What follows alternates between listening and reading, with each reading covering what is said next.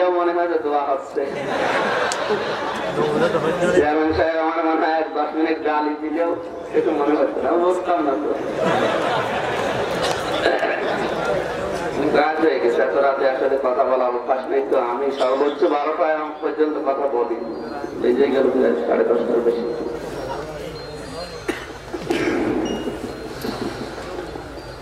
إن الحمد لله والصلاة والسلام على رسول الله أما بعد فأعوذ بالله من الشيطان الرجيم بسم الله الرحمن الرحيم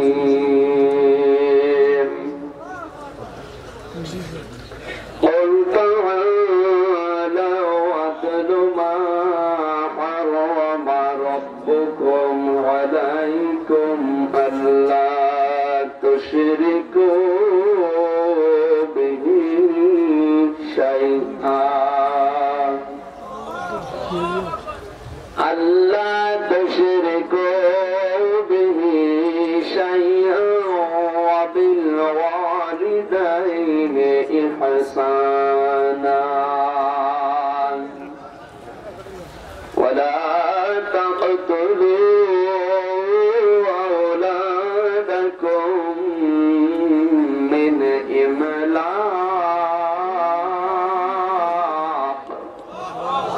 نحن نرزقكم وإياهم ولا تقربوا الفواحش ما ظهر منها وما بطن ولا تقتلوا النفس التي حرم الله إلا بالحق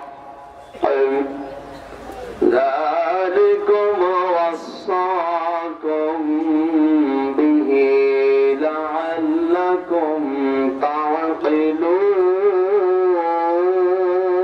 تعقلون صدقت يا ربنا إن الله وملائكته يصلون على النبي يا أيها الذين آمنوا صلوا عليه وسلموا تسليما اللهم صل على سيدنا مولانا محمد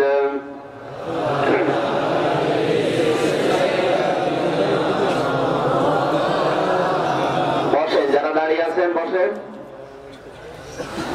হাজারো ব্যথা বেদনার পরে ফিরে আসনি তুমি আপন ঘরে, দিনের আলো তুমি ছড়িয়ে দিতে চলে গেলে মদিনায় মক্কা ছেড়ে। হে রাসূল তোমাকে ভুলি আমি কেমন করে, হে রাসূল তোমাকে ভুলি আমি কেমন করে। খেয়ে না খেয়ে তিনি প্রচারের কাজে নিজেকে দিয়েছ বিলিয়ে, কাফের কাফেরেরা চিনল না আলো, দুষ্ট ছেলেদের পিছু দিল লেলিয়ে। পাথরের আঘাতে ক্ষত বিক্ষত হয়ে সারা শরীর থেকে রক্ত ঝরে, হে রাসূল তোমাকে ভুলি আমি কেমন করে। হেরার গুহায় তোমারই ধ্যান, আসমান থেকে নামে আল কোরআন, ভাঙল সবার ভুল তোমারই পরে আসলো কোরআনের ছায়া তলে খালিদ ওমর আলী আবু বকর ইসলামী ঝান্ডা নিল যে তুলে আল আমিন তুমি চিরদিন সকল মানুষের তরে হে রাসূল তোমাকে ভুলি আমি কেমন করে হাজারো ব্যথা বেদনার পরে ফিরে আসনি তুমি আপন ঘরে দিনের আলো তুমি ছড়িয়ে দিতে চলে গেলে মদিনায় মক্কা ছেড়ে হে রাসূল তোমাকে ভুলি আমি কেমন করে। আলহামদুলিল্লাহ। বাংলাদেশের ঐতিহ্যবাহী জেলা কক্সবাজার চকরিয়া থানার অন্তর্গত বদরখালী ২ নম্বর ব্লক শহরিয়া পাড়া সাথী ভাই একতা সংগঠনের উদ্যোগে ১২তম ঐতিহাসিক সিরাতুন নবী সাল্লাল্লাহু আলাইহি ওয়াসাল্লামের মাহফিলের স্বনামধন্য সভাপতি আলেমে দ্বীন ইসলামিক চিন্তাবিদ শিক্ষাবিদ আমার আরাফাতের ভাই জনাব আলহাজ মাওলানা আবুল বশর আতালাল্লাহু উমরাহু ওয়া বারাকাল্লাহু ফি হায়াতি। প্রধান অতিথি আমাদের অভিভাবক বদরখালী ইউনিয়ন পরিষদের সম্মানিত চেয়ারম্যান বড় ভাই জনাব খায়রুল বশর হায়াতে তাজ্জিবা সিহাতে কুল্লিয়া কামনা করছি। আমাদেরকে রাগারাগি আছে ওনার সাথে জোরে বলেন তো আমিন। বিশেষ অতিথি অনেকগুলো মানুষের নাম এখানে এসেছে, আলোচনাও রেখেছেন এখানে অনেকগুলো আলেম। এখানে একটা একটা করে যদি নাম বলি আর দোয়া করি এমনি আমার সময় কম। সে শিক্ষক জিজ্ঞাসা করছে ছাত্রকে, বোঝাই গোট বানান কর।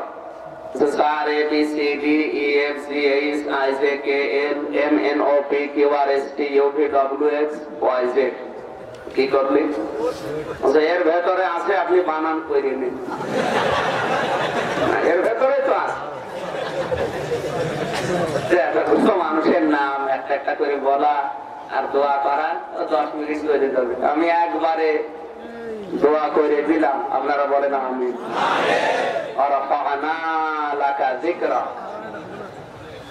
কারণ এদের সম্মান না থাকলে নাম এখানে দিত না, অবশ্যই সম্মান আছে। এই সম্মানটা শুধু দুনিয়া না, আখিরাতের জন্য ধরে রাখতে পারে। কারণ পৃথিবীতে অনেককে সম্মান করা হয়, তার টাকা পয়সা আছে, ক্ষমতা আছে, পাওয়ার আছে, তার যোগ্যতা আছে। এই কারণে মরণের পরে আল্লাহ মানুষকে সম্মান দেখেন দেবেন তার ঈমান আর আমল দেখেন।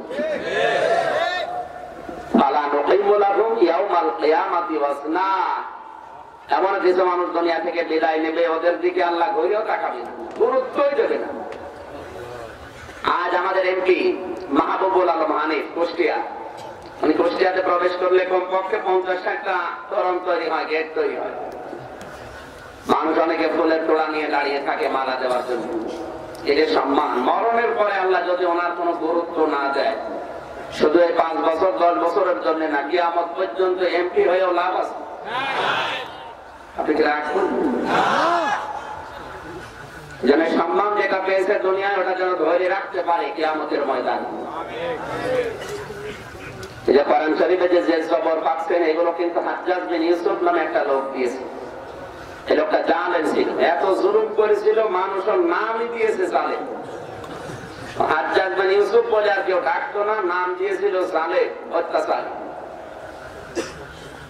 যারা আছে আশপাশে বলতে পারছে আপনার জন্য তো বাইরে যাওয়া যায় না, ঠিক আছে, কে আমারে গালি দেয় আমি নিজে কানে শুনবো। ছদ্মবেশ নিয়ে বাইরে গেছে, একটা গ্রাম্য লোকের সাথে দেখা, বোঝাই বেটা হাজ্জাজ বিন ইউসুফ লোকটা কেমন, ও তো জানেন। 2-3 বার যখন জালেম জালেম বলেছে, ওর মেজাজ দিতে খারাপ। ডাক দিয়ে বলে, বেটা আমারে চেনো? না, আমি সেই লোক। চিন্তা করছে আমার তো আর মাথা থাকছে না, যার সামনে বলেছে। ডাক দিয়ে বলে, বাদশাহ আপনি আমারে চেনেন? না। আমি এই গ্রামে রইল, যার মাসে 2 দিন মাথা খারাপ হয়, আজকে তার পয়লা দিন। পাগল পাগল বলে বেঁচে গিয়েছে, তাছাড়া বাঁচার কথা। আজও আমরা অনেকেই পাগল বলে বেঁচে যাচ্ছি। হ্যাঁ, আপনি কথা বলছেন, নিয়ে আন্দাজে বলছেন, কথা বলছেন। এভাবে বেঁচে গেলে হবে ইনশাআল্লাহ 30 তারিখ পর্যন্ত, নাকি?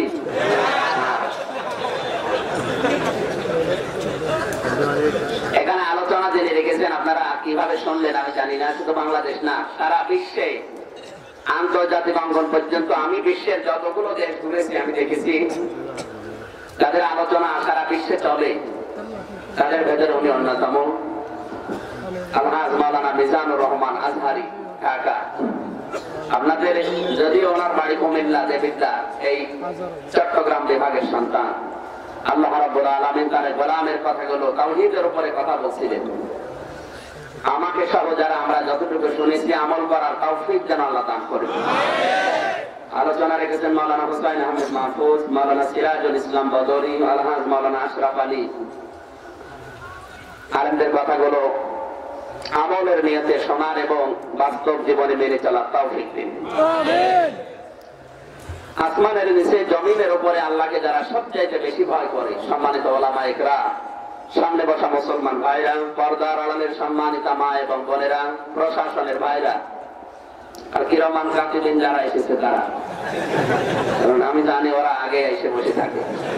যা বলি ওইটা লেখে, যা বলি না ওইটা।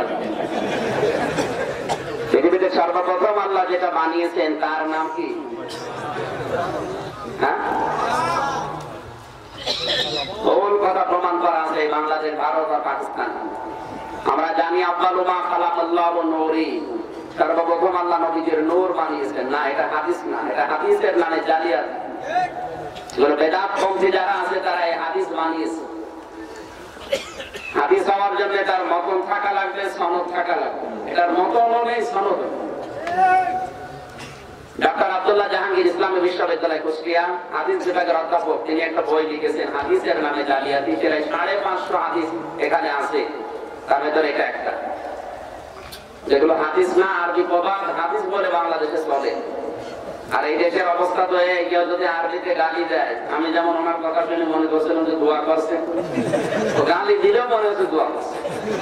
এই দেশের মানুষ, যেহেতু ভাষা আমাদের আরবি না, আমরা আরবিতে যদি গালি গালাজ করি, সাধারণ মানুষ মনে করে হুজুর মনে হয় দোয়া করছে।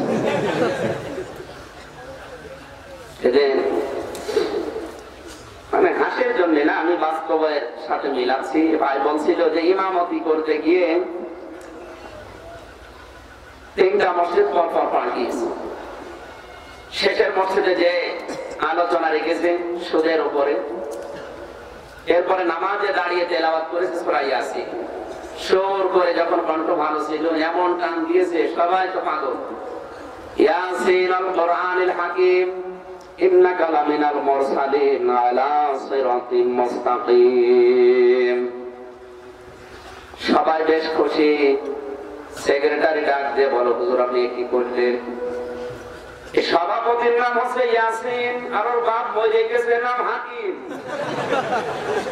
নামাজের ভেতরে বাপ বেটার নামে সূরা পড়েন, আমি যে সেক্রেটারি আমার নামে সূরা পড়ে না। আগামী সপ্তাহে যদি আমার নামে কোন সূরা না পড়ে, আপনার আমি রাখবো না। চিন্তা করছে আমি সেক্রেটারির নাম হচ্ছে বাবর মিয়া, এর নামে কোন সূরা আছে? দ্বিতীয় সপ্তাহে নামাজে দাঁড়িয়ে সূরা ফাতিহা শেষ করার পরে চিন্তা করছে আমি ওর নামে সূরা পাবো কোথায়? হঠাৎ একটা সূরা বানিয়েছে, ডিজিটাল সূরা। ইয়া বাবর আনতা কালবুন ওয়া আবুকা খিনজির ওয়া জাদ্দুকা হিমার ওয়া ইন্নাকুম লাজাহিলুন। খুশি যে আমার নামে আসতে হবে। নামাজের ভেতরে তাকবীর দিয়ে উঠেছে আল্লাহু আকবার। নামাজ শেষ করে বলবো হুজুরের সূরার মানে বলেন। উনি যখন অর্থ বলছে, হে বাবর নিশ্চয় তুমি কুকুর, তোমার বাবা শুকর, তোমার দাদা গাধা, চোদ্দ বংশ তোমরা মূর্খ, ইমামতি থাকবে না। আমি তো শুধু হাসির খোরাকি দেয়নি, এইটাই চলছে আজ বাংলাদেশে। আমি হাদিস পড়েছিলাম, বিশ্বনবী জানিয়েছেন মাসাজিদুহুম আমিরাতুন ওয়া হিয়া খারাবুম মিনাল হুদা। এমন সময় দুনিয়ায় আসবে মসজিদগুলো চকমক করবে, টাইলস দিয়ে মোজাইক পাথর দিয়ে এসি লাগিয়ে বিশাল মসজিদ মনে হবে, কিন্তু হেদায়েতের কোনো কথা ওই মসজিদে থাকবে না। আমার তো মনে হচ্ছে হাদিসটা এখন বাংলাদেশে 100% মিলে গেছে। এদেশের কোন মসজিদ এখন নেই যেখানে হেদায়েতের সঠিক কথা বলে ইমামতি থাকে, পরের দিন বন্ধ হয়ে যাবে। উনি নিজে তো শুনতে পারেন না, কেউ শুনবে, শুনতেও দেন না। সবচেয়ে বড় জালেম আল্লাহর কাছে ওই লোকটা যে ব্যক্তি কোরআনের কথাগুলো মসজিদে বলতে দেয় না। এটাও কিন্তু এখন মসজিদ, এটা সেজদার জায়গা এখন নেই, এটাও তো মসজিদ। সুতরাং এই জায়গায় যেগুলো কোরআনের কথাগুলো আপনি যদি বলতে না দেন, কমিটিতে যারা আছে, দায়িত্বে যারা আছে, ওরা আল্লাহর দরবারে জালেম হিসাবে পরিগণিত হবে। আর আমি এসেছি যে কুষ্টিয়া থেকে, মাওলানা মিজানুর রহমান এসেছে ঢাকা থেকে। আমাদের দায়িত্ব কি? কোরআনের যে মেসেজ গুলো আল্লাহ আমাদেরকে জানিয়েছেন এই কথাগুলো পৌঁছিয়ে দেওয়া সঠিকভাবে। আমান আযলামু মিম্মান কাতামা শাহাদাতান ইনদাহু মিনাল্লাহ, সূরা বাকারার 140 নম্বর আয়াতের প্রথম অংশে আছে। আল্লাহ বলেন বড় জালেম তো আমি আল্লাহর কাছে ওই লোকটা যে ব্যক্তি কোরআনের সাক্ষ্য গোপন করে রাখে। এটার কারণে আজ বাংলাদেশে হচ্ছে কি, সাধারণ মানুষ যারা আছে এরা মনে করছে কোরআন শরীফ মনে হয় ওই রকমই। কোরআনের নাম করতে করতে, জিকির করতে করতে গাছের দিয়ে যাবে, লাভ তাপ দেবে, জ্ঞানী বাবা, শাহানি বাবা, দয়াল বাবা, এ মনে হয় ইসলাম এইরকম। ইসলাম কি হল না? আল্লাযীনা তাখাযু দীনাহুম লাহওয়া ওয়া লাইবা, সূরা আরাফের 51 নম্বর আয়াতের প্রথম অংশে আল্লাহ জানিয়েছেন যারা দ্বীনকে, ইসলামকে, ধর্মকে খেল তামাশা, হাসির পাত্র বানিয়ে ফেলেছে। এ বাংলাদেশে এখন এটা বেশি, আর চট্টগ্রাম বিভাগে এগুলো আরো বেশি।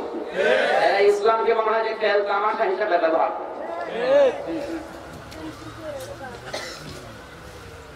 জিকিরের নাম নিয়ে এগুলো যে চলছে এই চট্টগ্রাম বিভাগে, পীর বেশি আর জিকির এখানে বেশি।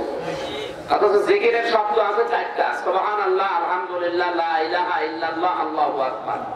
এই 4টা শব্দ বাদ দিয়ে জিকিরের আর কোনো শব্দ নেই। হ্যাঁ, জিকিরের যদি কোনো শব্দ থাকে ওগুলো দোয়া দরুদ, দোয়া দরুদ, আয়াত, হাদিস ওইগুলো। কিন্তু জিকিরের মূল শব্দ 4টা, আর জিকিরের অর্থ 5টা।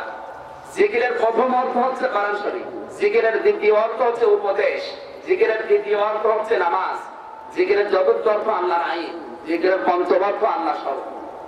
জিকিরের অর্থ কয়টা? 5টা। জিকিরের শব্দ কয়টা? 4টা। ভালো করে মনে রাখবেন।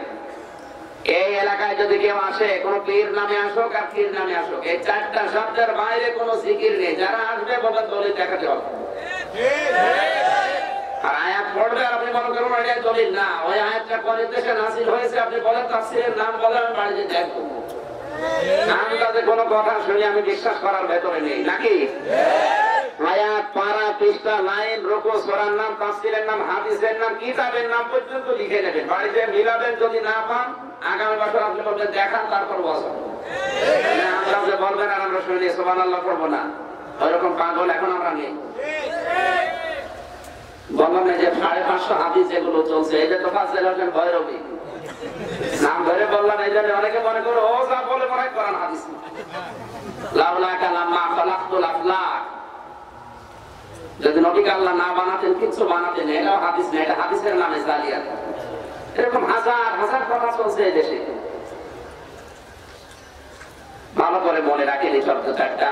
এর বাইরে যদি কেউ কোন জিকির আপনাকে ইবাদত হিসাবে দিয়ে থাকে, তাহলে বুঝবেন ওটা ওর জিকির না, ওটা ওর ফিকির। বলেন ধান্দা ওইটা, ওর দরবার টিকিয়ে রাখার জন্য এগুলো আবিষ্কার করেছে। ইল্লাল্লাহ ইল্লাল্লাহ মানে জিকির চালু করেছে। আবার দলিল দিয়েছে ওমা ইয়াগফিরুয যুনুবা ইল্লাল্লাহ, অথচ এই আয়াত কিন্তু জিকিরের না। সূরা আলে ইমরানের 135 নম্বর আয়াতের মাঝের অংশে এটা আছে। আল্লাহ বলেন আমি ছাড়া গুনাহ মাফ করার কেউ আছে কি? সেটা প্রশ্নবোধক চিহ্ন কি?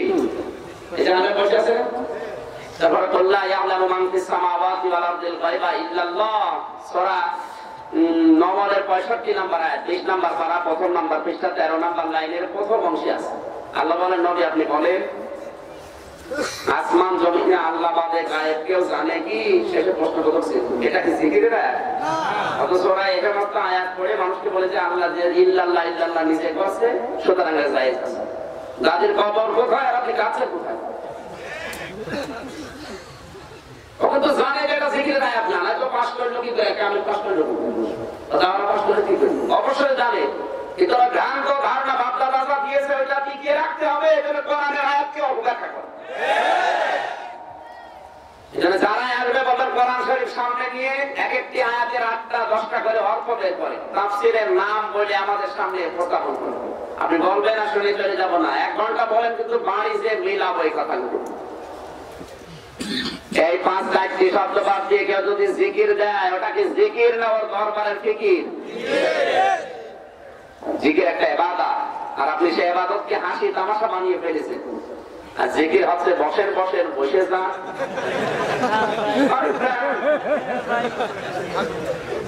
এই শয়তানের দিকে আসে, ওরা মেরে ফেলবেন, মেরে ফেলবেন, কোনো হবে না।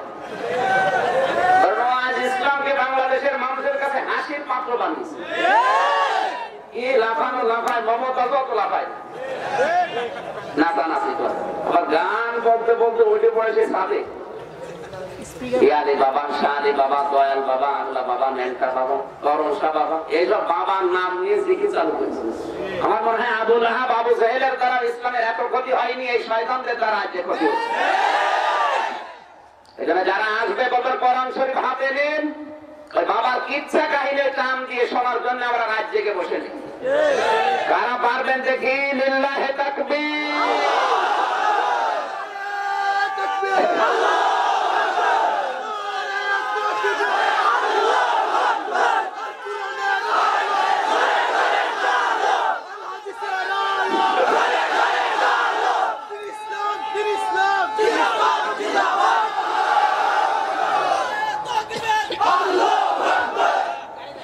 ভাইরা, মাটির নিচেরও না, মাটির উপরেরও না, মাটির উপরে আমরা যারা আছি তাদের কথা হবে। অনেক মানুষ হলো মাটির উপরের ওয়াজ করেন আর মাটির নিচে, এই এখানে যারা আছে এসব কথা বলা। অথচ কোরআনের মূল আলোচ্য বিষয় হচ্ছে যারা আমরা এখন জিন্দা আছি তারা, নাকি মারা গেছে যারা, কোরআন কি তাদের জন্য? আর যারা দুনিয়ায় এখনো আসেনি তাদের জন্য না, এখন যারা আছি আমরা তাদের জন্য। হাযা বায়ানুল লিন-নাস ওয়া হুদা ওয়া মাউইযাতুল লিল মুত্তাকিন। সূরা আলে ইমরানের ভিতরে আল্লাহ জানালেন, হে পৃথিবীর মানুষেরা, এই যে বক্তব্য, এই কোরআন শরীফ আমি চিন্তা মানুষদের জন্য দিলাম। এখানে লিন-নাস, লাম শব্দটা আরবি গ্রামার অনুযায়ী 13টা অর্থে আসে। চিন্তা যারা, জীবিত যারা, এই জীবিত মানুষদের জন্য আল্লাহ কোরআন দিলেন। আর আমি এখন চোখ খুলে দেখলাম, বিশেষ করে বাংলাদেশে জীবিত মানুষদের জন্য কোরআন পড়াও হয় না, বোঝানো হয় না, কোরআন পড়া হয় মানুষ মরে গেলে। আপনার বাবা যদি মারা যায় আর সামনে বসে বসে যদি কোরআন পড়েন, ফেরেশতা কিন্তু বসে আছে। আপনার বাবার জীবন যদি কোরআনের উপরে না চলে, ফেরেশতা কিন্তু আযাব যা আছে আরো বাড়িয়ে দেবে। ঠিক পাগলকে যদি বলা হয় ভাই নৌকা নাড়াস না, ও আরো বলবে আমার মনে ছিল না। আপনি ফেরেশতাদের তো মনে করে দিচ্ছেন। এটা স্থান কাল পাত্র ভেদে বাস্তবতার নিরিখে কথা বলা লাগবে কোরআন দিয়ে। তো সিরাতুন নবী মাহফিল, আমরা বিশ্বনবীর সিরাতের উপরে আলোকপাত করবো শেষের দিকে ইনশাআল্লাহ। আমরা কথা বলছি কোরআনে কারীম দিয়ে। কি দিয়ে? কোরআন কাদের জন্য? জীবিত মানুষ যারা এখন আমরা আছি। এর উপরে যদি আপনার জীবন না চলে, মারা গেলে কোরআন পড়ে কোনো লাভ নেই। কে বলেছে 3 দিন 7 দিন 40 দিন 1 বছর বের করা লাগবে? এগুলো মানুষ বানিয়েছে। বিশ্বনবী 63 বছর পড়ে আছে, সাহাবায়ে কেরামের জীবন পড়ে আছে। নবীদের ইন্তেকালের পরে একজন সাহাবী 90 বছর দুনিয়ায় বেঁচেছিলেন, হযরত তোবাই। তার পুরো জীবন পড়ে তো কোনদিন তিনি কেউ মারা গেলে 3 দিন 7 দিন 40 দিন বের করেছে কিনা? আপনি পেলেন কোথায়? আবার নতুন নতুন আবিষ্কার করেছে ইবাদত। এই যে ঈদে মিলাদুন নবী আবিষ্কার যারা করেছে নবীর মহব্বতে, এগুলো সব ভণ্ডামি। নবীজি 2টা ঈদ দিয়েছে শুধু, ঈদুল আযহা, ঈদুল ফিতর। আপনি আরেকটা বানালেন কি করে? আপনি কি নবীর চাইতে বেশি বোঝেন?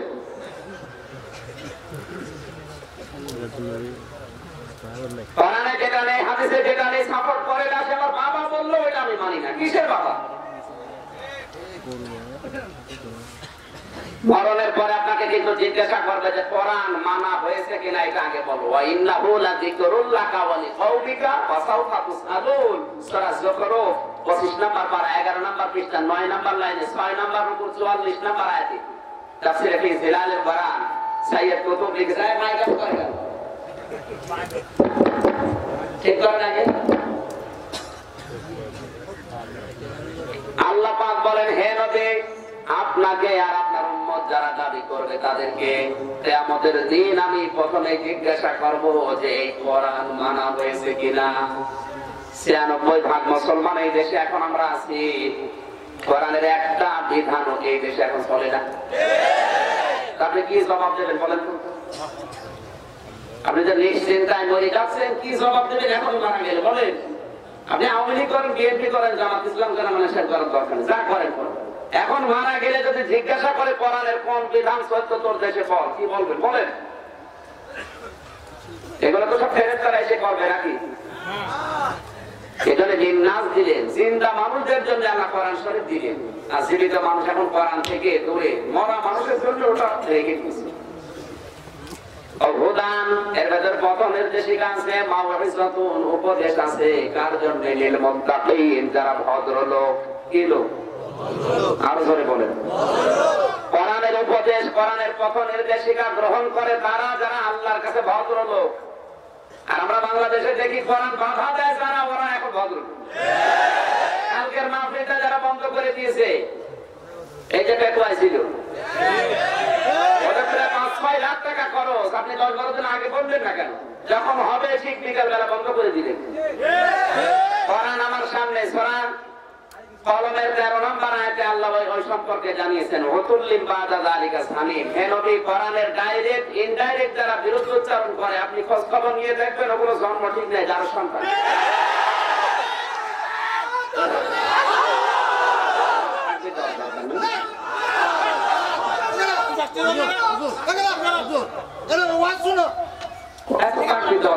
আপনি কথাগুলো বোঝেন।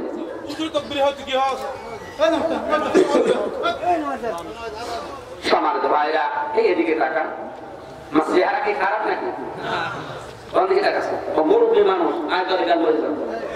কোন দিকে তাকাচ্ছে? আমার চেহারা খারাপ? এত সুন্দর চেহারা, এদিকে না তাকিয়ে দিকে তাকান। কোরআনের উপদেশ যারা গ্রহণ করে, কোরআনের পথ নির্দেশিকা যারা মেনে নেয়, আল্লাহর ভাষায় এগুলো ভদ্রলোক। কি লোক? আরো জোরে বলেন। কোন অভদ্রকে আল্লাহ জান্নাত দেবে না। আরো আসতে বলুন। শয়তান ছিল অভদ্র। কি ছিল? শয়তান অভদ্র ছিল না? ওকে আল্লাহ জান্নাত দেবে? শয়তান অভদ্র ছিল, এই জন্য আল্লাহর কাছে 3টা জিনিস চেয়েছে। আজ যারা পৃথিবীতে অভদ্র, অসভ্য, ওরাও 3টা জিনিস চাই। শয়তান 1 নম্বরে বলেছিল, ক্বালা আনজিরনি ইলা ইয়াউমি ইউবাসুন ক্বালা ইন্নাকা মিনাল মুনযারিন। সূরা আরাফ 8 নম্বর পারা 11 নম্বর পৃষ্ঠা 3 নম্বর লাইনে 13 নম্বর আয়াত। এটা আল্লাহ পাক বলেন, শয়তান আমাকে বলেছে, আল্লাহ আমি হায়াত চাই, আমি বেশি দিন বাঁচতে চাই। আল্লাহ বলেন, দিলাম তোর হায়াত বাড়িয়ে। তাহলে বেশি দিন বেঁচে থাকার আকাঙ্ক্ষা এটা মানুষের না, এটা শয়তানের। তাহলে এখানে আমরা যারা আছি, বেশি দিন বেঁচে থাকবেন, এই করবেন, ওই করবেন, এটা করবেন, ওটা করবেন, খালি টিকে থাকার লড়াই যাদের। দুনিয়ায় যারা টিকে থাকার জন্য চেষ্টা চালায় সব সময়, কি করে বেঁচে থাকা যায়, এই আকাঙ্ক্ষা মানুষের না, এটা শয়তানের। এই জন্য শয়তান মার্কা মানুষ বেশি দিন বেঁচে থাকে। আপনি দেখেন কত ভালো ভালো মানুষ মারা যাচ্ছে, শয়তান মরে। তার বাস্তব প্রমাণে অংশান সুশী এখন 17 কেজি ওজন মরছে না, মরে। লক্ষ লক্ষ মুসলমান আজর জন্য ভিড়া ছাড়া, মাটি ছাড়া, দেশ ছাড়া। কালকে একটা তথ্য পেয়েছি বারানি গাড়িতে, কিয়ামতের ময়দানে মানুষ মানুষের বিরুদ্ধে মামলা দেবে, নবীজি মানুষের বিরুদ্ধে মামলা দেবে, কিন্তু কালকে পেলাম আল্লাহ নিজে উলাইকা লাহুম লাহুম আযাবুন আলীম। জোরে বলেন আল্লাহু আকবার। সূরা শূরা 25 নম্বর পারা 6 নম্বর পৃষ্ঠা 13 নম্বর লাইনের 4 নম্বর রুকুর 42 নম্বর আয়াত। এটা ইবনে কাসির তাফসিরে পাবেন।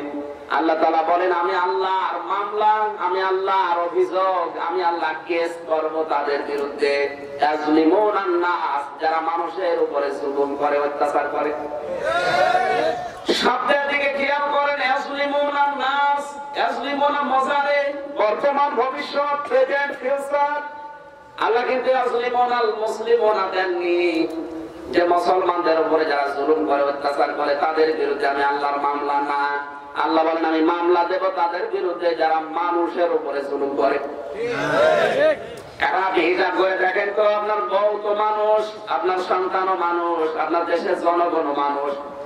আপনি মানুষ হিসাবে মানুষের উপরে কোন জুলুম অত্যাচার হচ্ছে কিনা, যদি হয়ে যায় তাহলে আপনার বিরুদ্ধে মামলা আমির হামজানা কে দেবে?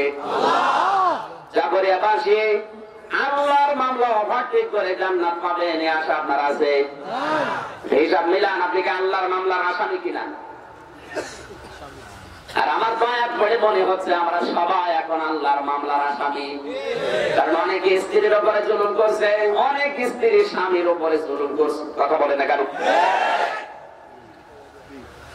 নারী নির্যাতনকারী পুরুষ মানুষ বাংলাদেশে আছে, এজন্য ফলাও হয় ফেসবুকে, ইউটিউবে, পত্রিকায়, টিভিতে মাঝে মাঝে দেখা যায় নারীর উপরে স্ত্রীর উপর অত্যাচার করছে।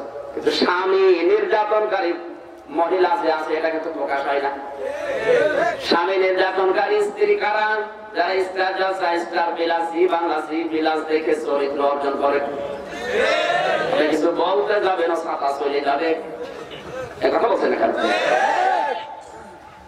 ভারতের এই 36টা চ্যানেল এখন বাংলাদেশে চলছে। রেজাল্ট যা, আমার কুষ্টিয়ার সাবেক চেয়ারম্যান কিছুদিন আগে গেছে খুলনায়, কাজকর্ম করার পরে বাড়ি আনবে, এটাকে গাড়ি আর নেই।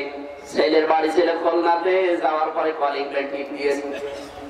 ছেলে বলে, বাবা এত রাতে তুমি আসলে? গাড়ি পাইনি, চলে আসলাম। স্ত্রীকে বলছে, তাড়াতাড়ি করো, আমার বাবা এসেছে, রান্না করো। স্ত্রী ছিল ডিজিটাল, ডাক দিয়ে বলছে, আমি পারবো না, আমি সেই সন্ধ্যা থেকে পর্যন্ত বিরাট 13টা সিরিয়াল দেখলাম, আমি ক্লান্ত। তোমার বাবা তুমি রান্না করে খাও। চিন্তা করছে মারধর করিও, সকালবেলা চলে যাবে। আবার কিছু যদি বকাবকি করে আমার আব্বা জেনে ফেলবে। স্ত্রীর কাছে অসহায় এরকম পুরুষ দেশে নেই, আছে মানে আমরাই। কোনো কিছু বলার কথা নেই। বাবার ঘরে গিয়ে বলছে, আব্বা তুমি কি খেয়ে এসেছো? ছেলের বাড়ি কেউ খেয়ে যায়? লজ্জার খাতিরে বলছে, ঠিক আছে আমার খাওয়া লাগবে না, তোরা ঘুমিয়ে পড়। ছেলে তো বলছে যে আমার বাবা না খেয়ে এসেছে, মুখ শুকনা। আধা ঘন্টা পরে কে যেন কলিং বেল টিপ দিয়েছে, বাইরে যে দেখে ওর ছোট শালা। ডাক দিয়ে বলছে, দোলা ভাই গাড়ি পাইনি, চলে আসলাম। আসো, তোমারে দিয়ে খেলা শুরু হবে। ঘরের ভেতরে নিয়ে স্ত্রীকে বলছে, তাড়াতাড়ি ওঠো। বলতে পারবো না, তোমার ভাই এসেছে, এবার উঠিস। রান্না বাড়া যখন করছে, স্বামী চিন্তা করে আমার বাবাও তো না খেয়ে আসে। ডাক দিয়ে, আব্বা তাড়াতাড়ি ওঠো, তোমার বৌমা রান্না করছে, খেয়ে নাও। বাবা কিন্তু সব টের পেয়েছে রান্না করার জন্য। ভেতর থেকে আওয়াজ দিচ্ছে, আমার খাওয়া লাগবে না, তোরা ঘুমিয়ে পড়।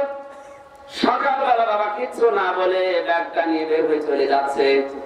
ছেলেটা সামনে গিয়ে ডাক দিয়ে বলে, আব্বা তুমি চলে যা, তোমার বৌমা রান্না করছে, খেয়ে যাবা না। চোখের ভেতর পানি টলমলো। ডাক দিয়ে বলে, বাবা রে, আমি যেদিন তোর শালা হবো ওই দিন খেয়ে যাবো। না না, আমি হাসিল করাকে যাইনি। দুঃখ লাগলে কথা মুখ দিয়ে বের হয়, আমি যেদিন তোর ছোট শালা হবো ওই দিন খেয়ে যাবো। আর তো মনে হয় শুধু ওই মুরব্বী না, এখানে হাজারো মুরব্বী বসে আছে যারা তার সন্তানের কাছে এরকমই। ভারতের সিরিয়াল থেকে এই উপকারটা হচ্ছে। মেয়েরা যারা এসেছেন, মা বোনেরা দেখলাম হাজারো বসে আছে, তওবা করা লাগবে। ভারতের অন্তত সিরিয়াল আমি আর দেখবো না, কারণ এগুলোতে কোনো শিক্ষা পাওয়া যাচ্ছে না, ঘর ভাঙা ছাড়া। কথা বলেন, বউ শাশুড়ির ভেতরে কিভাবে দ্বন্দ্ব লাগানো যায়। স্বামী স্ত্রীর ভেতরে মহব্বত কি করে নষ্ট করা যায়, কি করে পরকীয়া প্রেম করা যায়, ওগুলো শিক্ষা দিচ্ছে। আশা করছে এগুলো ছেড়ে দেবে। কোরআনের মাহফিলে এসে যদি তওবা করেন যে ছেড়ে দেবো, এরপরও যদি দেখেন আপনি কিন্তু মুনাফিক হয়ে মারা যাবেন। আপনারা দেখেন না, আমি জানি আপনারা ঠিক বললেও ঠিক, না বললেও ঠিক, দেখে তো ওরা। মা বোন যারা এসেছেন এই মুহূর্তে কোরআনের মাহফিলে তওবা করেন, যতদিন বেঁচে আছি ভারতের সিরিয়াল আমরা দেখবো না। রাজি আছেন আপনারা? আপনাদের প্রশ্ন আপনারা দেখেন না, আমিও জানি।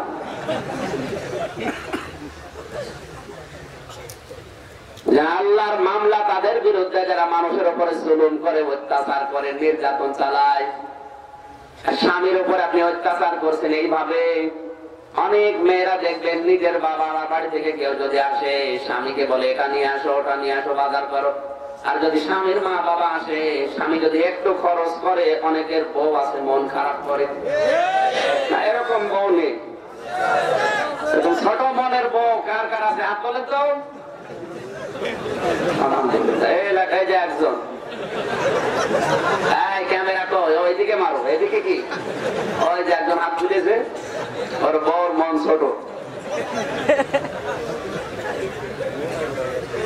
সম্মানিত মা বোনেরা, আপনি দেখতে পাচ্ছেন ক্যামেরাতে আপনার স্বামী হাত তুলেছে, ওর ভাত দেখেন কালকে ভাত বন্ধ হয়ে যায়। আমরা সাহস পাচ্ছি না, আরো হাত তুলেছে। আপনি হাসেন কেন আমি বুঝি না, আমি হাসির পর কি দিলাম? এরকম নেই, স্ত্রী নেই। এই মন ছোটর কারণেই তো গন্ডগোল হয়। সংসারে গন্ডগোল হয় কিন্তু বড় বড় বিষয় নিয়ে না, দেখবেন ছোটখাটো বিষয় নিয়ে। হয়তো তার স্বামী নিজের মাকে 1000 টাকা দিয়ে শাড়ি কিনে দিয়েছে, স্ত্রীকে দিয়েছে 800 টাকা দিয়ে। 200 টাকা কম বেশি, 1 বছর কথা বলে না স্বামীর সাথে, এত বলছে না কেন? একটা ঘটনা নিজের এলাকার বলছে, স্বামী আর স্ত্রী এরকম। মা আর স্বামীকে আর স্ত্রীকে কাপড় কিনে দিয়েছে 1000 টাকা দিয়ে, 800 টাকা দিয়ে, 200 টাকা কম বেশি। এমন স্ত্রী স্বামীর সাথে কথা বলে না, রাতে থাকবে থাকেও না। এই যে শীতের রাত, বিছানা আলাদা করে নিয়েছে। স্বামী চিন্তা করছে আমি কামাই করি, উপায় করি, আমি কাকে দেবো, আমি বসবো। ওর একবারে ঠিক আছে, ওর কাছে আমি যাবো না। রাতের বেলা খড় কোটায় আগুন লাগিয়ে ওই তাপ নেয়, তাও স্ত্রীর কাছে যায় না। আল্লাহর ইশারা 3 দিন তাপ এভাবে নিতে নিতে শেষের দিন খড় কোটার আগুন পেয়ে স্বামীর লুঙ্গিতে লেগে গেছে। কত টের পাই। স্ত্রী জ্বালানোর ফাঁকা দিয়ে তাকিয়ে দেখছে জায়গাতে আগুন লেগেছে। আমি যদি কিছু না বলি, ও সব কথা বলছে, সব পুড়িয়ে যাবে। চিন্তা করছে না, কথা বলবো না, আমার প্রেস্টিজ নষ্ট হবে, পুড়িয়ে যায় যাক। আবার ভাবে আল্লাহ সব যদি পুড়িয়ে যায় আমার কি হবে? স্ত্রী তখন নিজের মুড ঠিক রাখার জন্য জ্বালানা থেকে মুখ অন্যদিকে ঘুরিয়ে জোরে জোরে বলতেছে, আমি কারোর সাথে কথাও বলি না, কারো লুঙ্গিতে আগুন লাগলে তাও বলি না। আমি চিন্তা করছে হচ্ছে কি, তাকিয়ে দেখে লুঙ্গিতে আগুন, তাড়াতাড়ি আগুন নেভিয়ে বলছে আল্লাহ তাওবা করছি, জীবনে যতদিন বেঁচে আছি বউর সাথে কথা বন্ধ করবো না, এখনই মরি যেটা। ওদের চক্রান্ত বড় ভয়ঙ্কর। যে সমস্ত পরিবারের মেয়েরা, বউরা, মায়েরা চক্রান্ত করে, দেখবেন ওটার পরিবার নেই, জাহান্নাম হয়ে গেছে। আমি কি বেশি বললাম না ঠিক বলছি? এখানে জুলুম যেন না হয়ে যায়, সে স্বামী হিসাবে স্ত্রীর উপরে, স্ত্রী বা স্বামীর উপরে, যার উপরে হোক। মানুষের উপর যদি জুলুম হয়, আপনার বিরুদ্ধে মামলা দেবে কে? আর অন্যায় ভাবে যারা পৃথিবীতে বিশৃঙ্খলা তৈরি করে বেড়ায়, নিজে করে না কিন্তু লোক দিয়ে করায়। নিজে ঠিক ঢাকায় বসে আছে, এদিকে টাকা কামাই করা মেশিন সেট করা আছে, কক্সবাজারের বিভিন্ন জায়গায় ওরা টাকা কামাই করছে। বাজারের টাকা, ঘাটের টাকা, ব্রিজের টাকা, টোলের টাকা, হাজারো টাকা কামাই করার জায়গা আছে। ঢাকায় বসে বসে ওগুলো সব পাচার হয়, আর এর দ্বারা হাজারো মানুষ কষ্টের ভেতরে থাকে। নিজে কোনো কাজে দেখবেন ফেস হয় না, পেছন দরজা দিয়ে শক্তি যোগায়। আল্লাহ বলেন এই বিশৃঙ্খলা তৈরি করে যারা মানুষকে দুর্ভোগে ফেলার জন্য যারা চেষ্টায় আছে, মানুষের উপরে যে টাকা পয়সার ব্যাপারে যারা জুলুম অত্যাচার চালায় বিভিন্ন কায়দায়, এই মানুষগুলোর বিপক্ষে কিয়ামতে আমি আল্লাহ নিজে মামলা দেব। জোরে বলেন নাউজুবিল্লাহ। একটা পড়ার পরে আমার মনে হচ্ছে বাংলাদেশে এখন আমরা হাজারো মানুষ আল্লাহর মামলার আসামি। আল্লাহ তুমি আমাদের চরিত্র সংশোধন করা তৌফিক দাও। জোরে বলেন আমিন। কত মানুষ, হাজার হাজার মানুষ আছে কিচ্ছু জানে না, ঘুমিয়ে আছে ঘরে চোখ বন্ধ করে, চোখ খুলে দেখছে জেলখানায়। কি গো, তুই গাছ কেটেছিস, তুই গাড়িতে আগুন লাগিয়েছিস, অথচ ওই সম্পর্ক কিচ্ছু জানে না। এরকম কিছু যে হবে আমার আল্লাহ আগে জানেন। সূরা নিসা 5 নম্বর পারা 15 নম্বর পৃষ্ঠা 10 নম্বর লাইনের 112 নম্বর আয়াত আল্লাহ তথ্য দিয়েছেন। আপনার রাগ হবে কিন্তু কিছু করতে পারবেন না, কারণ আমি তো আয়াত বলছি। আপনার যদি রাগ হয় তাহলে কোরআনের আয়াত কেটে বাদ দিয়ে দিন, পারবেন? আপনার ভালো পারবেন? রাগ হয় কোন কারণে? আপনার চরিত্র সংশোধন করলে ভালো হবে। অমাইয়াকসিব খতিয়াতান আও ইসমান সুম্মা ইয়ারমি বিহি বারিয়ান ফাকাদ ইহতামালা বুহতানা ওয়া ইসমান মুবিনা। আল্লাহ পাক বলেন অনেক মানুষ এমন আছে নিজে অন্যায় কাজগুলো করে বেড়ায়, আর কাজটা যখন হয়ে যায় তখন একটা ভালো মানুষের মাথার উপরে চাপিয়ে নিজে ভালো সাজে। এই চরিত্রের মানুষ এখন কক্সবাজার নেই।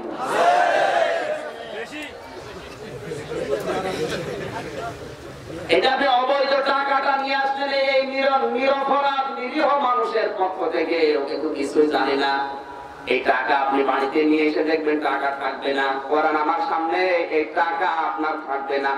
আপনি হয়তো এক রাস্তা দিয়ে 20,000 নিয়ে আসবেন, 3 রাস্তা দিয়ে 40,000 চলে যাবে। এজন্য অবৈধ ইনকাম যারা করে 3টা ক্ষতি হয় তাদের। 1 নম্বরে দুনিয়ার জীবনে আল্লাহ তাদের শান্তি রাখে না। 2 নম্বর ওদের জীবনের কোন ইবাদত বন্দেগী কবুল হয় না। ও মারা যাওয়ার সময় বেঈমান হয়ে মারা যায়, ঈমান পায় না। 3 নম্বর ও যখন মারা গিয়ে কবরে আছে ও তো আর কিছু করে না, কিন্তু ওর যে অবৈধ টাকা অবৈধ পয়সা ওর ছেলে মেয়ে স্ত্রী ওর দলের লোক আরো হারামি খারাপি কাজে ব্যয় করে, আর ওগুলো সব দিলা ফ্লাক্সি লোড হয়ে বিকাশ হয়ে ওর কবরে যায়।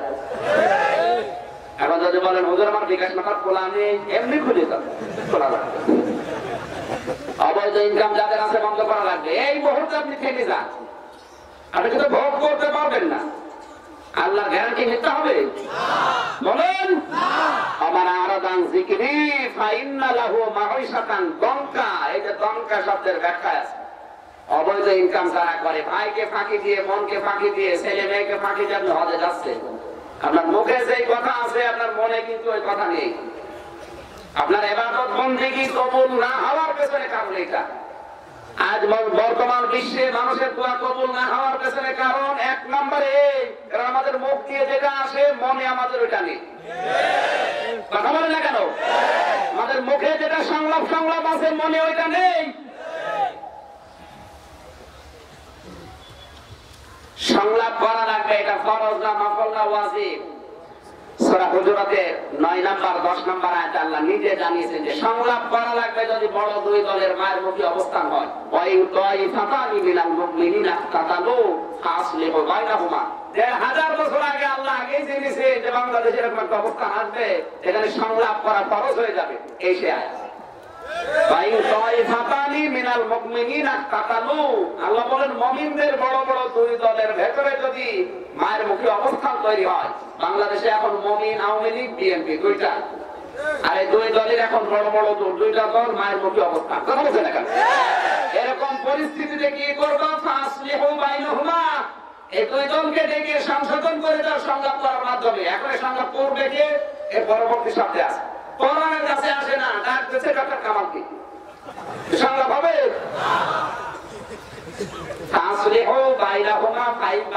আমার তো মনে হয় কোরআন শরীফ এই মাত্র আল্লাহ আয়াতগুলো নাযিল করেছে, অথচ এই আয়াত নাযিল হয়েছে 1000 বছর আগে। সুবহানাল্লাহ বলতে পারলে কোন সমস্যা থাকার কথা নেই দেশে, শুধু এর কাছে আসা লাগবে। সব আছে এখানে।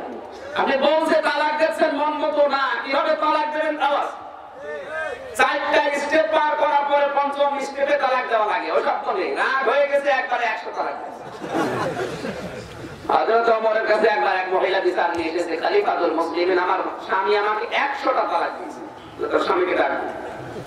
হাজবেন্ড যখন এসেছে ডাক দিয়ে বলছে কয়বার তালাক দিয়েছি? বলছে হুজুর 100 বার। কেন? রাগের চোটে। ঠিক আছে, 3 তালাকে তোর বউ তালাক, আর 97 তালাক তোর পিঠের উপরে পড়বো।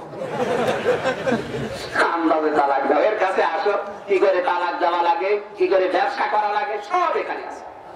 সংলাপ কি করে করবেন, কাকে ডাকবেন, কোন গুরুত্বপূর্ণ মানুষ সংলাপে থাকবে, কোন বিশ্বাসী মানুষ সংলাপে থাকবে, তাও আছে। সুবহানাল্লাহ বলেন। এর কাছে আসা লাগবে না অন্য কোন জায়গায়, কোরআনের কাছে আসেন। কারণ এই দুই দলই বড় বড় দুই দলই মুসলমান, নাকি? শব্দের দিকে একটু খেয়াল করেছেন। ওয়াইন তাইফাতানি মিনাল মুমিনিনা ইখতাতালু, মুমিনদের দুই দল, বড় বড় দুই দল। তাইফাতুন মানে বড় দল, হিজবুন মানে ছোট দল। বড় বড় দুই দল যদি মায়ের মুখে অবস্থানে দাঁড়িয়ে যায়, তাহলে তোমাদের নির্দেশ দিলাম তাড়াতাড়ি সংলাপ করো, বসো। এই সংলাপ হচ্ছে, কিন্তু মুখ দিয়ে যেটা আসছে মনে আমাদের তো এটা নেই, এই জন্য ফল আসে না। কথা বলেন। হজে যাওয়ার পরে দেখে একজন তাওয়াফ করছে, 6ষ্ঠ চক্করের বেলায় দেখলাম কি কাদায় নোয়াখালী বাড়ি, কান্নাকাটি করছে, আল্লাহ তুমি আমার মরণ দাও, আমি আর বাংলাদেশে যাব না। এত কান্না, ওর দাড়ি বেয়ে বেয়ে মুরব্বী মানুষ, ভিজে ভিজে দাড়ি পড়ে। মনে করলাম আল্লাহ ওর দোয়া মনে কবুল হয়ে গেল। দোয়া করার পরে হোটেলে আসলাম, দেখি বিশাল ঝড় উঠেছে বাইরে। ডাক দিয়ে বললাম, মুরব্বী আপনি মরবেন কেন? যে দোয়া করে আসলেন কাবার কিলাপ ধরে, আর যে ঝড় উঠেছে আপনি আর বাঁচবেন, আপনার দোয়া কবুল হয়ে গেছে। আমারে বলছে আমি হামজায় দোয়া তো আমি এবছরের জন্য করিনি। ওর দোয়া কবুল হবে কি করে? মুখে যেটা আছে মনে ওইটা আছে। যে দোয়া করে যাবে যদি আগামীতে কোনোবার আসি তখন, আরে বছরে ঝড় উঠে গেল, আমি কি মারাই যাবো, দোয়া কি কবুলই হয়ে গেল। আজ আমার ইবাদত বন্দেগী গুলো, দোয়া গুলো কবুল না হওয়ার পেছনে কারণ আমার মনে হয় এটা, মুখে যেটা আছে আমাদের মনে ওইটা নেই। আর সাহাবায়ে কেরামের মুখে যেটা ছিল ওনাদের মনে ওইটা ছিল। সুবহানাল্লাহ বলতে পারেন না? ঝড় দেখে দোয়া পাল্টিয়ে ফেলেছে, যে দোয়া তো আমি এবছরের জন্য করিনি, আগামীতে যদি আসি তখন তোমার দোয়া কবুল হবে। কারণ মুখের কথা আর মনের কথা তোমার ঠিক নেই। কথা বলে না কেন? আল্লাহ আমাদেরকে মুখের যেটা বলি আমাদের মনে যেন ওইটা থাকে। শয়তানের এই পৃথিবীতে 1 নম্বরে আকাঙ্ক্ষা ছিল এই বেশি দিন বেঁচে থাকা। এখানে মনে হয় কারো আশা নেই। যদি কারো আশা থাকে যে বেশি দিন বেঁচে থাকবো কি করে, টিকে থাকবো কি করে, তাহলে তার 1 নম্বরের পরিণতি শয়তান। এটা চেয়েছিল আল্লাহর কাছে, আর মানুষ থাকে না, ও শয়তান হয়ে যায়। কারণটা কি? এখন চেয়ারম্যান সাহেব বাড়িতে যে যাওয়ার পরে ওনাকে গালি দিচ্ছে ওনার স্ত্রী, কুকুরের বাচ্চা বলে গালি দিচ্ছে। উনি কিন্তু যদি জ্ঞানী মানুষ হয় রাগ করবে। চিন্তা করবে আমার স্ত্রী ভদ্র ঘরের মেয়ে, শিক্ষিতা, ধার্মিক, আমার হঠাৎ করে গালি দেয়, কারণ কি? অবশ্যই এর জিনে ধরেছে। কি কথা বলছে না? জ্ঞানী মানুষ তো রাগ করার কথা না, একবারে রাগ করবে না। চিন্তা করে আমার গালি দিচ্ছে, অবশ্যই এর ভূতে ধরেছে না জিনে ধরেছে। আমরা যখন আকাঙ্ক্ষাতে বেশি দিন আমি টিকে থাকবো, কি করে বাঁচবো, বেশি দিন দুনিয়ায় টিকে থাকার চেষ্টা যারা করে, মনে করবেন আপনি আর মানুষ নেই, আপনাকে শয়তান দখল করে ফেলেছে। শয়তানের 1 নম্বর আকাঙ্ক্ষা ছিল এটা। 2 নম্বরে শয়তান বলেছে আল্লাহ তুমি আমার টাকা পয়সা বাড়িয়ে দাও, আমার ক্ষমতা বাড়িয়ে দাও। আল্লাহ বলেন দিলাম। আর টাকা আনতাম দুনিয়ার দিকে, টাকা পয়সা ক্ষমতা যাদেরই বেশি ওরা আল্লাহ রাসূলের বিরুদ্ধে বেশি। একটা কথা আপনি ভুল প্রমাণ করতে পারবেন না। সারা বিশ্বের অবস্থা এখন এই না, টাকা পয়সা যাদেরই বেশি, ক্ষমতা যাদের বেশি, ওরা আল্লাহ রাসূলের বিরুদ্ধে বেশি। কথা বলেন। 3 নম্বরে শয়তান বলেছিল ক্বালা ফাবিমা আগাওয়াইতানি লাআকুদান্না লাহুম ইলা সিরাতাকাল মুস্তাকিম। ইয়া আল্লাহ তোমার বান্দাদেরকে ধোঁকা দিয়ে বোকা বানিয়ে জাহান্নামে নেওয়ার জন্য আমি কিন্তু কোনো খারাপ রাস্তায় যাব না, ভালো ভালো রাস্তার মোড়ে মোড়ে অবস্থান করব। এজন্য শয়তান সিনেমা হলের সামনে যায় না। আপনি তাকিয়ে দেখবেন শয়তান ওখানে পাবেন না। ও জানে যে এখানে যারা আসবে আমার ভাইরা ভাই। কি কথা বলছেন এখানে? আপনি শয়তানকে যে কক্সবাজারের সমুদ্র সৈকত উলঙ্গ হয়ে যারা গোসল করে ওখানেও পাবেন না। জানি যে এখানে যারা বান্ধবী নিয়ে আসবে এরা আমার চাইতে বড় শয়তান। আমি কোথায় যাবো? বদরখালী তাফসীর মাহফিল হচ্ছে, ওই জায়গায় যাই। বিভিন্ন মানুষ বিভিন্ন থানা থেকে আসবে, মোড়ে মোড়ে অবস্থান করে বলবো ওখানে যেও না, কোরআনের কথার নামে রাজনীতি হবে, যাওয়ার দরকার নেই। আমার মনে হয় এখানে অনেক জিন শয়তান না থাকুক, মানুষ শয়তান হয়ে গেছে। ভালো ভালো রাস্তায় যায়, খারাপ রাস্তায় যায় না। শয়তানের আকাঙ্ক্ষা ছিল কয়টা? আরো জোরে। রাজ পৃথিবীতে যাদের ভেতরে এই তিনটা আকাঙ্ক্ষা বোঝা লাগবে, ওটার মানুষ নেই, ওটা শয়তান দখল করে নিয়েছে। কথা বলে ঠিক কিনা? আল্লাহ তুমি আমাদেরকে হেফাজত করো, জোরে বলেন আমিন। কোরআনের হেদায়েত উপদেশ মেনে নেবে তারা যারা আল্লাহর কাছে ভদ্রলোক। শয়তান ছিল ভদ্র না অভদ্র? আর আমরা, আপনি কোরআনের উপদেশ যদি মেনে নিতে পারেন তাহলে ভদ্রলোক আল্লাহর কাছে, আর যদি মেনে নিতে না পারেন তাহলে আপনি অভদ্র। আর অভদ্র হচ্ছে কে?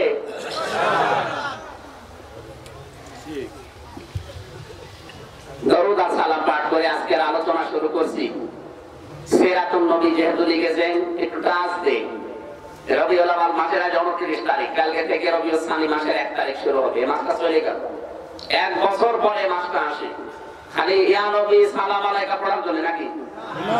আর দরুদ শরীফ পড়ে জিলাপি খাবেন, কাঁচুরি খাবেন, চলে যাবেন নাকি? কেন আসে বলেন তো? নবীজির জীবনের উপরে এখন প্রায় 13টা গ্রন্থ পাওয়া যাচ্ছে। আমি বিশ্ববিদ্যালয়ে প্রায় 13টা পড়ে আমি সামারাইজ করে 27 প্রকার বানিয়েছি। আর রাহিকুল মাখদুম, সিরাত ইবনে হিশাম, সিরাত বিশ্বকোষ, নবী রহমত, মানবতার বন্ধু মুহাম্মদ রাসূলুল্লাহ সাল্লাল্লাহু আলাইহি সাল্লাম, দো জাহানের বাদশা, এরকম 13টা গ্রন্থ আছে নবীর জীবনের উপরে। 27টা 13টা পড়ে আমি 27টা পয়েন্ট বের করেছি। রবিউল আউয়াল মাস যদি কেউ পায় তাহলে 27টা কাজ তাকে করা লাগবে। এই 27টা কাজ যদি আপনি করতে পারেন রবিউল আউয়াল মাস পেয়ে, তাহলে আপনার জীবন সাকসেস। সিরাতুন নবী শুনলে আপনার জীবন সফল হবে। তখন নবীজি এই রবিউল আউয়াল মাসের 12 তারিখে দুনিয়ায় এসেছিলেন পৃথিবীতে। প্রথমে যেটা তিনি করলেন, মায়ের কোলে চড়লেন হযরতে হালিমাতুস সাদিয়া দুধ মা। ডান স্তন তিনি মুখে দিলেন, পান করার পরে বাম স্তন দিলেন, তিনি মুখ বের করে দিলেন। তিনি আবার জোর করে লাগালেন, মুখ বের করে দিলেন। আবার জোর করে দিলেন, তিনি মুখ বের করে দিলেন। চোখের ইশারা দিয়ে যেন বোঝাতে চায়, ও মা হালিমা জোর করেন কেন? আমার ডান স্তন অধিকার ছিল, আমার হক ছিল, আমি পান করেছি। বাম স্তন এটা আমার অধিকার না, আমার হক না, এটা আমার দুধ ভাই আব্দুল্লাহর অধিকার। পৃথিবীতে আমি ভাইয়ের হক নষ্ট করার জন্য আসি না, এসেছি ভাইয়ের হক ফিরিয়ে দেওয়ার জন্য। কক্সবাজারবাসী, সেই নবী রবিউল আউয়াল মাসে মায়ের কোলে বসে ভাইয়ের হক ফিরিয়ে দেয়, নষ্ট করে না, সেই নবীর উম্মত আমরা এখন যত বড় হচ্ছি ভাইয়ের হক মারার জম হচ্ছি। বলেন, এখানে আপনি খোঁজ করেন, হক ফাঁকি দেওয়া, শরীক ফাঁকি দেওয়া মানুষ পাবেন। নামাজ পড়ছে, রোজা করছে, হজ করে এসেছে, অথচ ভাইয়ের জমি জাল দলিল করে নিজের নামে লিখে নিয়েছে। শরীক ফাঁকি দেওয়া মানুষ যদি থাকেন হাত তোলেন তো দেখি।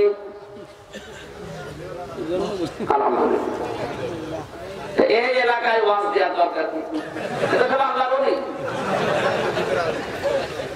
এই এলাকায় আমার মনে হয় সামনে বাড়ার ওয়াজ দেওয়ার দরকার নেই, কারণ শরীক ফাঁকি দেওয়া মানুষ এলাকায় নেই নাকি? এখানে মনে করো 10,000 মানুষ, এই মানুষের সামনে আপনি লজ্জা করছে হাত তুলতে, কি আমাদের কোটি কোটি মানুষ থাকবে? যদি শরীক ফাঁকি দেওয়ার গোনা কারো থাকে, এই জায়গায় লেখা থাকবে যে আপনি ভাইয়ের সম্পদ ফাঁকি দিয়েছিলেন, আগে ফেরত দেন। কালকে সকালে ভাইয়ের সম্পদ, বোনের সম্পদ যদি ফেরত না দিয়ে আপনি নামাজ পড়েন না, নামাজ হবে না। ফেরত দেবেন কারা কারা হাত তোলেন তো? এই যে বলছেন নেই 2 নম্বর লোক। আমি তো জানি এখানে 2 নম্বর লোক আছে। আশা করছি এরকম 27টা পয়েন্ট আমি পেয়েছি। খালি তো পড়ি না, প্রত্যেকটা শব্দ নিয়ে আমি গবেষণা করার চেষ্টা করি। যেহেতু সময় আমার আরো আগে ওঠার দরকার ছিল, সময় কম, আমি একটা নির্ধারিত বিষয়ের দিকে যাচ্ছি। তাহলে রবিউল আউয়াল মাস আগামী বছর যখন পাবেন কয়টা শিক্ষা নেবেন? মানুষের হক ফাঁকি দেওয়ার অভ্যাস যাদের আছে পাল্টানো লাগবে। এটার নাম রবিউল আউয়াল। এটার নাম কি? এসব কি দেশে হয়?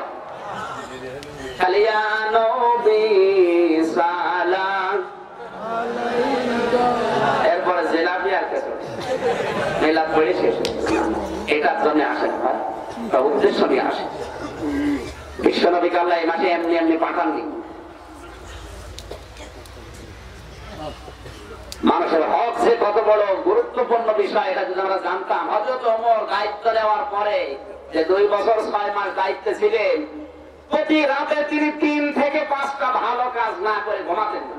ভালো কাজ বলতে আমরা মনে করি নামাজ পড়া, রোজা করা না, এটা তো ভালো কাজ অবশ্যই, কিন্তু ভালো কাজ তারা মনে করতো মানবতার সেবা করা। তাদের জীবনের সবচেয়ে বড় টার্গেট ছিল মানবতার উপকার আমার দ্বারা হয় কিনা, এটাই ভালো কাজ। গভীর রাজনীতি তিনি বের হলেন, হঠাৎ করে দেখলেন কান্নার আওয়াজ আসে।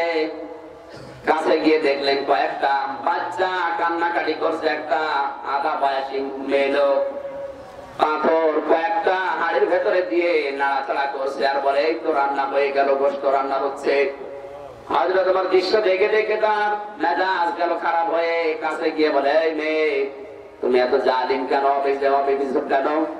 ছেলে মেয়েদেরকে আগে আগে খাবার দিয়ে ঘুম পাড়াওনি কেন? মেয়েটা বলে কে আপনি? আপনাকে চিনি না, আপনি আমাকে জালেম অবিবেচক বলতে পারেন না, কারণ আপনি জানেন না আমাদের অবস্থা কি। আমরা এই এলাকার মানুষ না, আমরা দূরের এলাকার মানুষ। খলিফাতুল মুসলিমিন হযরত ওমরের কাছে যাচ্ছিলাম, রাত হয়ে গেছে, এই জন্য এই জায়গায় তাপ টাঙিয়েছে মরুভূমির ভেতরে খেজুর বাগানে। আমার ছেলে মেয়েদের পেটে এত ক্ষুধা, ওর বাবা শহীদ হয়ে গেছে জিহাদের ময়দানে। ক্ষুধার যন্ত্রণাদের যখন ঘুম আসে না, তখন এই যে হাড়ির ভেতরে কয়েকটা পাথর দিয়ে নাড়াচাড়া করছিলাম আর বলছি এই তো গোশত রান্না হচ্ছে, হয়ে গেল। ওদের পেটের ক্ষুধার যন্ত্রণায় ওরা মানে না, এই জন্য চিল্লাচ্ছে। এখন আমি মা কি করবো, আর কিছুক্ষণ পরে ওদের খাবার দেওয়া লাগবে। হযরত ওমর বলেন আমার মাথার উপরে যেন আকাশ ভেঙে পড়েছে। ডাক দিয়ে বললাম মা আপনি দাঁড়ান, দেখি কিছু করতে পারি কিনা। এক দৌড়ে চলে গেলেন বাইতুল মালের খাজানচি আসলামকে ডাক দিয়ে বলে তাড়াতাড়ি দরজা খোলো, বস্তার ভেতরে কিছু আটা তরকারি ভর্তি করো, বস্তার মুখটা বেঁধে আমার মাথার উপরে তুলে দাও। হযরতে আসলাম বলে হুজুর বোঝা বহন করার জন্য আমি খাদেম আছি, আপনি কেন আমার জন্য আমি থাকতে বহন করবেন? হযরত ওমর বলে দেখো যে দৃশ্য দেখে এসেছি, কিয়ামতের দিন তুমি আমার বোঝা বহন করে দেবে না। আটার বস্তা মাথায় নিয়ে খলিফাতুল মুসলিমিন হযরত ওমর উদ্দেশ্যে দৌড়াচ্ছেন। হযরত আসলাম বলেন আমি পেছনে পেছনে যে দেখি মরুভূমির ভেতরে খেজুর বাগানে হযরত ওমর বস্তাটা নামালেন, নিজের মুখ খুলে বস্তার মুখ খুলে নিজে করে তরকারি রুটি আটাগুলো বের করলেন, নিজের হাতে রুটিটা তৈরি করে বাচ্চাদেরকে খাওয়ালেন। এবার বাচ্চারা হাসি খুশি। হযরত ওমর দৃশ্য দেখে এবার আনন্দের চোটে কেঁদে ফেলেছেন। মহিলা হযরত ওমরের চোখের দিকে তাকিয়ে দেখে পানি পড়ে, ডাক দিয়ে বলে কে বাবা তুমি? জানি না, আমার তো মনে হয় এই দেশে হযরত ওমর খলিফা না হয়ে তোমার মতো মানুষ খলিফা হলে আমাদের কপাল আরো ভালো হতো। হযরত ওমর ডাক দিয়ে বলে মা কালকে আপনি যাবেন দরবারে, ওখানে আমাকেও দেখতে পাবেন। তিনি গেলেন, যাওয়ার পর দেখে খেলাফতের মসনদে বসা হযরত ওমর ভয়ের চোটে পা জড়িয়ে ধরেছেন, আমারে মাফ করে দেন। হযরত ওমর বলে মা আমার কাছে মাপ না, মাপ তো আমার আপনার কাছে যাওয়া দরকার। আমি আপনার দায়িত্ব নিয়েছি, এই দেশের দায়িত্ব নেওয়ার সময় আমি বলেছিলাম ফরাত নদীর তীরে একটা কুকুরও যদি না খেয়ে মারা যায় কিয়ামতে আমারে আসামি হওয়া লাগবে। আপনি আমার এরিয়ার ভেতরে প্রবেশ করে ফেলেছেন, আর এভাবে কষ্টের পরে কষ্ট সহ্য করে আছেন, আমি কি জবাব দেব কিয়ামতে? দয়া করে আমার আপনি কাঠ ঘোড়ায় দাঁড় করাবেন না। আমার তো মনে হচ্ছে এই হাদিসটা দেখার পর এই বাংলাদেশে 1628 জন মানুষ এখন দায়িত্বে আছে। প্রধানমন্ত্রী শেখ হাসিনা থেকে শুরু করে এই খায়রুল বাশর ভাই পর্যন্ত 1628 জন এখন দায়িত্বে আছে। এই 1628 জন মানুষ যদি হযরত ওমরের এই চরিত্রটা এই রবিউল আউয়াল মাসে গ্রহণ করতে পারে, এদেশ জান্নাত হয়ে যাবে। এর নাম রবিউল আউয়াল, এসব নেই।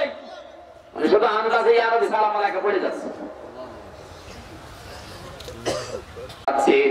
আজকের আমার আলোচনার বিষয় 5টা কাজ আমাদের উপরে আল্লাহ হারাম ঘোষণা দিয়েছেন। কয়টা? নবীজি ওই সময় সাহাবায়ে কেরামকে ডাক দিয়ে বলেছিলেন, আসো আমার কাছে এসে বসো, আল্লাহ তোমাদের উপরে কি কি হারাম করেছে আমি তোমাদের তেলাওয়াত করে করে শোনাই। কক্সবাজারবাসী নবী কিন্তু এখন নেই, আছে? বলেন, নবী যদি এখন বেঁচে থাকতেন আর এই কক্সবাজারের বদরখালী এই ময়দানে এসে যদি বলতেন, আমার উম্মতেরা আসো আমার সামনে বসো, তোমাদের উপরে আল্লাহ কি কি হারাম করেছে আমি কোরআন তেলাওয়াত করে করে তোমাদেরকে শোনাই, আপনারা থাকতেন? থাকতেন? নবী যদি থাকতেন তিনি ওই কাজ করতেন, এখন নেই। ওই দায়িত্বই মনে করেন আমি নায়েবে রাসূল হিসাবে নিয়ে এসেছি। কোরআনে কারীমের সূরা মায়েদার 51 নম্বর আয়াতটা পড়েছি। এই আয়াতের আলোকে যে 5টা কাজ আমাদের জন্য হারাম আমি এখন ব্যাখ্যা করব। নবীর কথা যেভাবে শুনতেন ওইভাবে শোনা লাগবে। কি শুনবেন তো? জবান ছেড়ে কোরআনের আয়াতটা একবার পড়েন। আউযু বিল্লাহি মিনাশ শাইতানির রাজিম। বিসমিল্লাহির রাহমানির রহিম। কুল তাআলাউ আতলু মা হাররামা রাব্বুকুম আলাইকুম আল্লা তুশরিকু বিহি শাইআ ওয়া বিল ওয়ালিদাইনি ইহসানা। আল্লাহ পাক বলেন, হে নবী আপনি বলেন তোমরা আসো, আতলু আমি তেলাওয়াত করে শোনাই, মা হাররামা রাব্বুকুম আলাইকুম, তোমাদের রব তোমাদের উপরে কোন কোন কাজ হারাম করেছে আমি তোমাদের কোরআন থেকে তেলাওয়াত করে শোনাই। আমি কিন্তু বলছি নবী এসে বললে যেমন শুনতেন ওইভাবে শোনা লাগবে, কারণ এখন আমি নবীর ওই দায়িত্বটা নিয়ে বলছি, নাকি আমার বাবার কথা বলছি? নবী যেভাবে বলতেন ঠিক ওইভাবে বলছি, ওইভাবে আপনাকে শোনা লাগবে। আতলু আমি তেলাওয়াত করে তোমাদেরকে শোনাবো, মা হাররামা রাব্বুকুম আলাইকুম, তোমাদের রব তোমাদের উপরে কি কি হারাম করেছে। 1 নম্বরে হারাম আল্লাহ তুশরিকু বিহি শাইআ। 1 নম্বরে তোমাদের উপরে হারাম হচ্ছে আল্লাহর সাথে শরীক করা যাবে না। কি করা যাবে না? আরো জোরে বলেন। মানে শরীকটা কি? শিরকের কথা প্রথমে আল্লাহ হারাম করলেন কেন? আপনি যত গুনাহ করেছেন আল্লাহ ইচ্ছা করলে মাফ করে দেবেন, কিন্তু শিরকের কোন গুনাহ যদি আপনার আমলনামায় আল্লাহ দেখে, আকাদিমনা ইলা মা আমিলু মিন আমালিন ফাজআলনাহু হাবাআম মানসুরা। আল্লাহ পাক বলেন শিরকের কোন গুনাহ যদি আমলনামায় দেখতে পাই ওটা ধুলি কণার মতো মুখের উপরে নিক্ষেপ করব। জোরে বলেন নাউযুবিল্লাহ। এখানে ছোটখাটো অন্য গুনাহ যদি থাকেও আল্লাহ ইচ্ছা করলে মাফ করে দেবে, কিন্তু শিরকের গুনাহ কোনো মাফ বলেন? শিরকের গুনাহ মাফ হয় না কেন? আপনি যদি এখন বাড়িতে দেখেন আপনার স্ত্রীর পাশে পাশের বাড়ির সলিমতি শুয়ে আছে, ওকে তো কিছু করেন, শুধু শুয়ে আছে, আপনার ভালো লাগবে? যারা কথা বলছেন ওরা অনেক খুব খুশি, ভালো লাগবে? আপনার হাতের কাছে যা থাকবে ওই দিয়ে পিটাবেন, এমনকি যদি দাও থাকে কেটে আলাদা করে ফেলবেন, এত রাগ হবে আপনার। কারণ কি? আপনি কবুল বলার পরে ওই শুধু আপনার, অন্য কারো কথা বলে না কেন? আল্লাহ তাআলা বলেন বান্দা শুধুমাত্র আমার, এর ভেতরে যদি অন্য কেউ ভাগ বসায় তখন আমার ওরকম রাগ হয়। আপনার উপর আর কারো অধিকার নেই, কারণ সেই মায়ের বীর্য থেকে শুরু করে বাবার বীর্য থেকে শুরু করে পর্যন্ত আপনি এ পর্যন্ত আপনার পেছনে কারো কিছু নেই, যা আছে সব কার। বলেন, আমি কোরআনের আয়াত গবেষণা করে পেয়েছি, বাবার স্ফলিঙ্গ দিয়ে দ্রুত গতিতে যে পানিটা বের হয়ে আসে, এই নাপাক পানি দিয়ে আল্লাহ 4টা জিনিস তৈরি করে, চুল, রগ, হাড় আর পর্দা। মায়ের রেহেমের ভেতর যে বারারিং মাকিন, ওখানে আল্লাহ যে সুরক্ষিত জায়গা রেখেছেন ওখানে নাপাক পানি আছে, ওই পানিটা দিয়ে আল্লাহ 4টা জিনিস বানায়, রক্ত, গোশত, চর্বি আর চামড়া। এই 4-8টা জিনিস যখন এক হয়ে যায়, আমার আল্লাহ বলেন আমি নিজের পক্ষ থেকে 5টা জিনিস আমার বান্দাকে দান করি। কয়টা? এই আয়াতের মাঝখানে কিন্তু রব শব্দটা আছে। মা হাররামা রাব্বুকুম আলাইকুম, তোমাদের রব, যেহেতু আমার নাম রব, এই কারণে আমি আল্লাহ 5টা জিনিস ওকে দান করি। রব শব্দের যতগুলো অর্থ আছে 19টা অর্থ আছে, আমি সামারাইজ করে 5টা বানিয়েছি। তার 1 নাম্বার অর্থ রব, ওই সত্তাকে বলা হয় যিনি চাওয়ার আগে জিনিস দিয়ে দেয়, প্রয়োজন হওয়ার আগে যিনি মানুষকে জিনিস দিয়ে দেয়। মায়ের রেহেমের ভেতরে আপনি 4-8টা জিনিস দিয়ে মানুষ হতে পারবেন না। বিজ্ঞান এখন বলছে কমপক্ষে 13টা জিনিস লাগবে মানুষ বানাতে। কয়টা? আপনার মার বাবা খুব বেশি হলেও কয়টা দিয়েছে? 8টা। আল্লাহ পাক বলেন আমি রব নামের কারণে কয়টা দেই? 5টা। লাকুমুস সামাওয়া ওয়াল আবসারা ওয়াল আফইদা ইলা আখিরি আয়াত। সূরা নাহাল 14 নম্বর পারা, 14 নম্বর পৃষ্ঠা, 14 নম্বর লাইনের 78 নম্বর আয়াতের মাঝের অংশে আছে। এখন দলিলগুলো তো লম্বা করা যাচ্ছে না, খুব তাড়াতাড়ি করুন। শ্রবণ শক্তি, দর্শন শক্তি, বাক শক্তি, আকেল শক্তি আর জ্ঞান শক্তি, এই 5টা জিনিস আমার রব নামের কারণে আমি বান্দাকে দেই। একটাও যদি কম দিত, আপনি কিন্তু দুনিয়ায় আসতেন কিন্তু অপূর্ণাঙ্গ হয়ে। যদি শ্রবণ শক্তি না দিত আল্লাহ, আপনি কালা হয়ে আসতেন নাকি? যদি দর্শন শক্তি না দিত আপনি অন্ধ হয়ে আসতেন, আকেল শক্তি না দিত আপনি পাগল হয়ে আসতেন। অনেক পাগল আসে না? কথা বলে না কেন? আপনাকে এভাবে আনতে পারতো আল্লাহ, কিন্তু দেয়নি। দয়া করে 5টা জিনিস দিয়ে আপনাকে পরিপূর্ণ করে দুনিয়ায় এনেছে। দুনিয়ায় আনার পরে আপনি যে খাবার খাবেন দাঁত নেই, এই জন্য দুনিয়ায় আসা 6 মাস আগে আপনার জন্য মায়ের স্তনে আল্লাহ দুধ রেডি করে রেখেছে। কিন্তু প্রশ্ন এখানে, অনেক মায়েরা এখন আর দুধ সন্তানকে দিতে চায় না। নিজের ফিগার নষ্ট হয়ে যাবে, নিজের বডি খারাপ হয়ে যাবে, এই জন্য সন্তানকে আর দুধ দেয় না। স্বামীকে বলে দানো আনো, পাগল পেয়েছে আমাদের, ডানো আনো। ডানো বানাচ্ছে কি দিয়ে? এখন বাজারে প্রায় 13টা খাবার পাওয়া যাচ্ছে। এই সেরেলাক থেকে শুরু করে, নিডো থেকে শুরু করে, এই ডানো থেকে প্রায় 13টা খাবার এখন বাচ্চাদের পাওয়া যাচ্ছে। শহর এলাকায় বেশিরভাগ মায়েরা সন্তানকে আর দুধ দেয় না, দেয় ওইগুলো। আপনি ডানো, নিডো, সেরেলাক আপনি একটু গবেষণা করে দেখেন, সবগুলো বানানো হয় পশুর দুধ দিয়ে। ফ্যাক্টরিতে খোঁজ খবর নিয়ে দেখবেন ডানো তৈরি হয় ডেনমার্কে। চা বানাচ্ছে বাচ্চাদের জন্য খাবার হিসাবে, আমি যতটুকু খোঁজ নিয়েছি সবগুলো বানানো হয় পশুর দুধ দিয়ে। কি দিয়ে? মায়ের দুধের ভেতরে তো শুধু দুধ না, ওটা খাবার তো অবশ্যই, ওর ভিতরে মহব্বত আল্লাহ দিয়েছে, ভালোবাসা দিয়েছে। এই জন্য যে সন্তান মায়ের দুধ বেশি খাবে, ও সন্তান মায়ের প্রতি ভালোবাসা মহব্বত বেশি হবে। এগুলো দেয় না, অধিকার নষ্ট করে। ও বড় হওয়ার পরে মায়ের বাবার হক নষ্ট করে ওরে বৃদ্ধাশ্রমে রেখে আসে। কথা বলে না কেন? এই যে রাঙ্গামাটি ছিলাম কয়েকদিন আগে, লঙ্গদু থানা থেকে আসার সময় দেখে একজন মাথায় করে নিয়ে আসতেছে তার মাকে। কি হয়েছে? আমার মা বৃদ্ধাশ্রমে রেখে যাচ্ছে। মা বর্জারা এসেছেন, আপনি সন্তানের অধিকার নষ্ট করবেন না। বাবাকে তো আল্লাহ এটা দেয়নি, দিয়েছে মাকে। কারণ কি? মাকে আল্লাহ দুধ পান করার কারণে সন্তানের উপরে অধিকার 1 গুণ বাড়িয়ে দিয়েছে। আল্লাহর নবী বলেন তোমার মা তোমাকে কষ্টের পরে কষ্ট সহ্য করে পেটে বহন করেছে, এরপরে ডেলিভারির কষ্ট সহ্য করেছে, এরপরে তোমার দুধ দিয়েছে। এই জন্য মায়ের মর্যাদা বাবার কাছে 3 গুণ আল্লাহ বাড়িয়ে দিয়েছে। আল্লাহর আইন মানা কিন্তু ফরজ, আর মা বাবার খেদমত করা ফরজ। আল্লাহর আইন যত দামি, মা বাবার খেদমত এরকম দামি। এখানে আল্লাহর আইন মানা ফরজ, আর মা বাবার আইন মানা, মা বাবার আইন মানা ফরজ না, মা বাবার খেদমত করা ফরজ। কেউ যদি মা বাবার সেবা না করে তাহলে আল্লাহর আইন মানলে ওকে আল্লাহ সওয়াব দেবে না। কারণ যত জায়গা আল্লাহ আইনের কথা দিয়েছেন সেখানে মা বাবার নাম দিয়েছেন।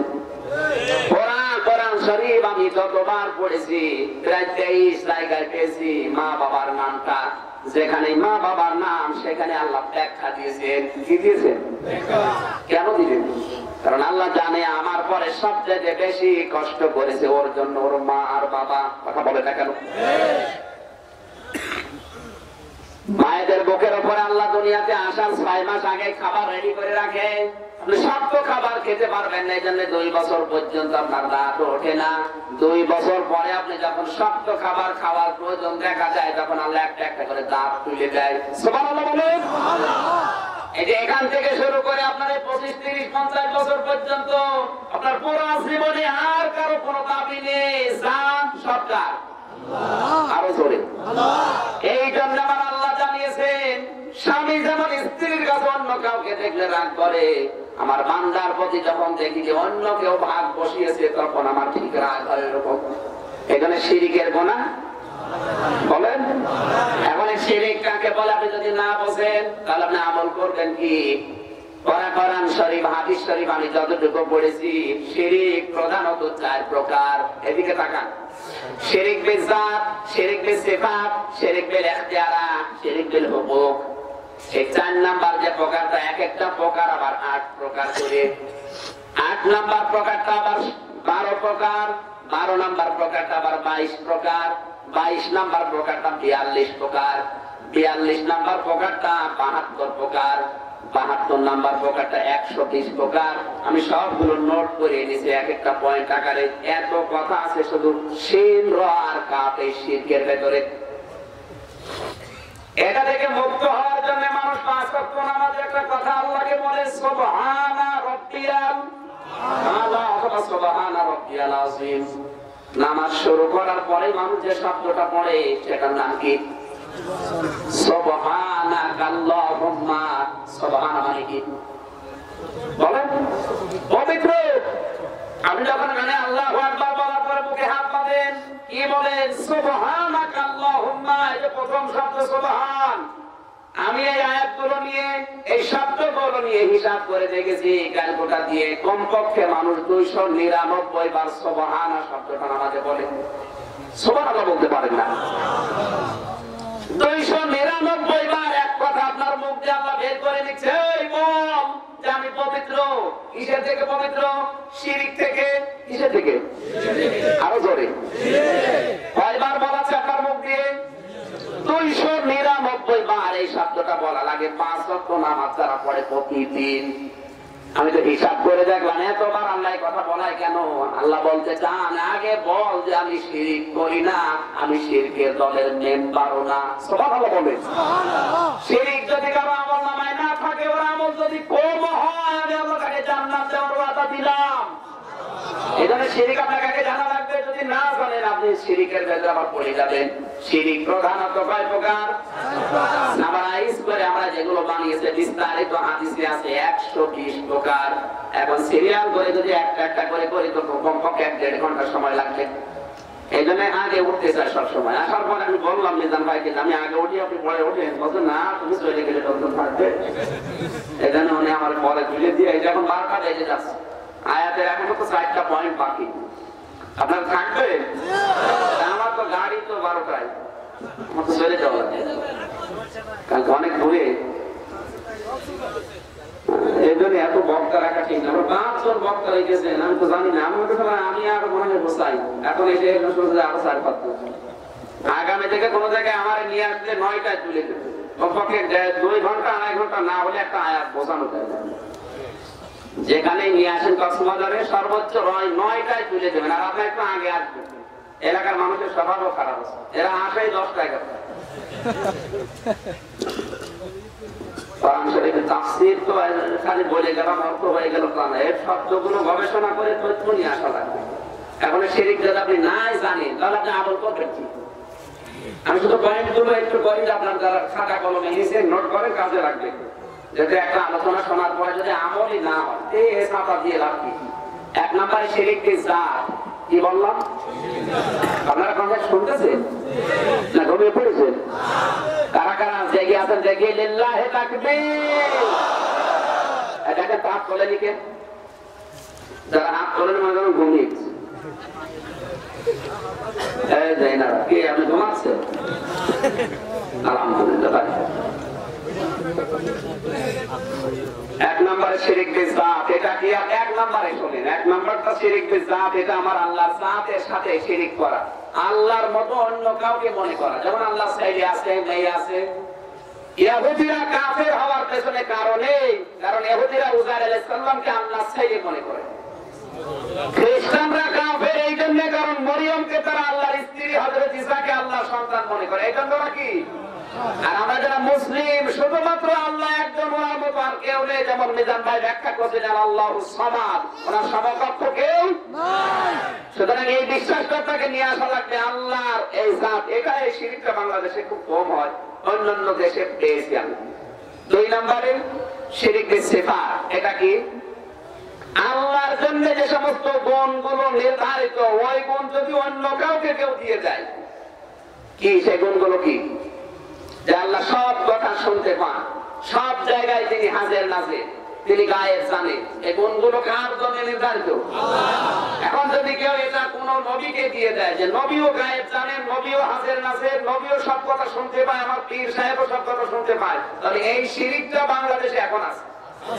বলেন আছে মানে আমরাই করছি। এই শিরক করে মারা গেলে আপনি বোঝেন আর না বোঝেন, আপনি কিন্তু জাহান্নামে যাবেন। আল্লাহর জাতের সাথে, সিফাতের সাথে কোনো শিরক করা যাবে না। উনি যেরকম, ওই জায়গায় আর কেউ পৌঁছাতে পারে না। সুতরাং সব জায়গায় হাজির নাজির শুধু কে? আল্লাহ। সব জায়গায় সবকিছু শুনতে পান কে? আল্লাহ। গায়েবের খবর শুধুমাত্র জানেন আল্লাহ, এটা অন্য কাউকে দেওয়া আরো জরুরি। 3 নম্বরে শিরক বিজাত, শিরক বিজাত, শিরক বিসিফাত। 3 নম্বরে শিরক বিল হুকুক। হুকুক মানে আল্লাহর হক সম্পর্কে যে শিরক গুলো আছে, এই যে সেজদা, এটা শুধু আল্লাহর হক। কার? আল্লাহ। এই সেজদা যদি কেউ পীর সাহেবের পায়ে দেয়, কবরে দেয়, এমনকি নবীর কবরও যদি কেউ সেজদা দেয়, ও শিরক বিল হুকুক করেছে, ওর জন্য জাহান্নাম অবধারিত। আমি নবীজির কবরের পাশে দাঁড়িয়ে শুধুমাত্র এভাবে হাত তুলেছিলাম, আমি কিন্তু কিছু চাইনি, শুধু দোয়া করছিলাম। আরাফানা লাকা যিকরাক, হে আল্লাহ তুমি নবীর সম্মান আরো বাড়িয়ে দাও। আর পুলিশ মনে করছে আমি কিছু চাচ্ছি, আমার হাতের উপরে দিয়েছে এক বাড়ি। ডাক দিয়ে বলে, কি চান? ইয়া হাজিউল হুজ্জাত আইনা বিলাদুকা, ও হাজি দেশ কোথায়? যে তুমি বাংলাদেশ। আমি বাংলাদেশ থেকে এসেছি। আমার বলে, আপনি কি চান নবীর কাছে? আল্লাহ নবী আপনাকে কি দেবে? আপনার যদি কিছু দরকার হয় তো পেছনের দিকে ঘোরেন, কাবার মালিক আমার আল্লাহর কাছে হাত তুলে বলেন। পুলিশের কি ইমান? এরকম ইমান বাংলাদেশে আলেমের নেই। এটা রাজপন্থী যে আলেম করে এখন বের হচ্ছে, এরা আরো মানুষকে বিভিন্ন কবরে যাওয়া শেখাচ্ছে। 4 নম্বরে শিরক বিসিফাত না, 4 নম্বরে শিরক বিল ইখতিয়ারা। এটা আবার 2 প্রকার, এক একটা পয়েন্টে হাজার হাজার কথা আছে, শুধু মন মসজিদের পয়েন্ট গুলো বের করে দেন। শিরক বিল ইখতিয়ারা যে 2 প্রকার, 1 নম্বর প্রকারটা হচ্ছে আমি এমন মানুষের খেদমত এই জন্য করছি যে উনি আল্লাহর কাছে কিছু বলে, অনুরোধ করে হোক, জোর করে হোক, আমাকে কিছু দেবে, এরকম বিশ্বাসে কারো খেদমত করা।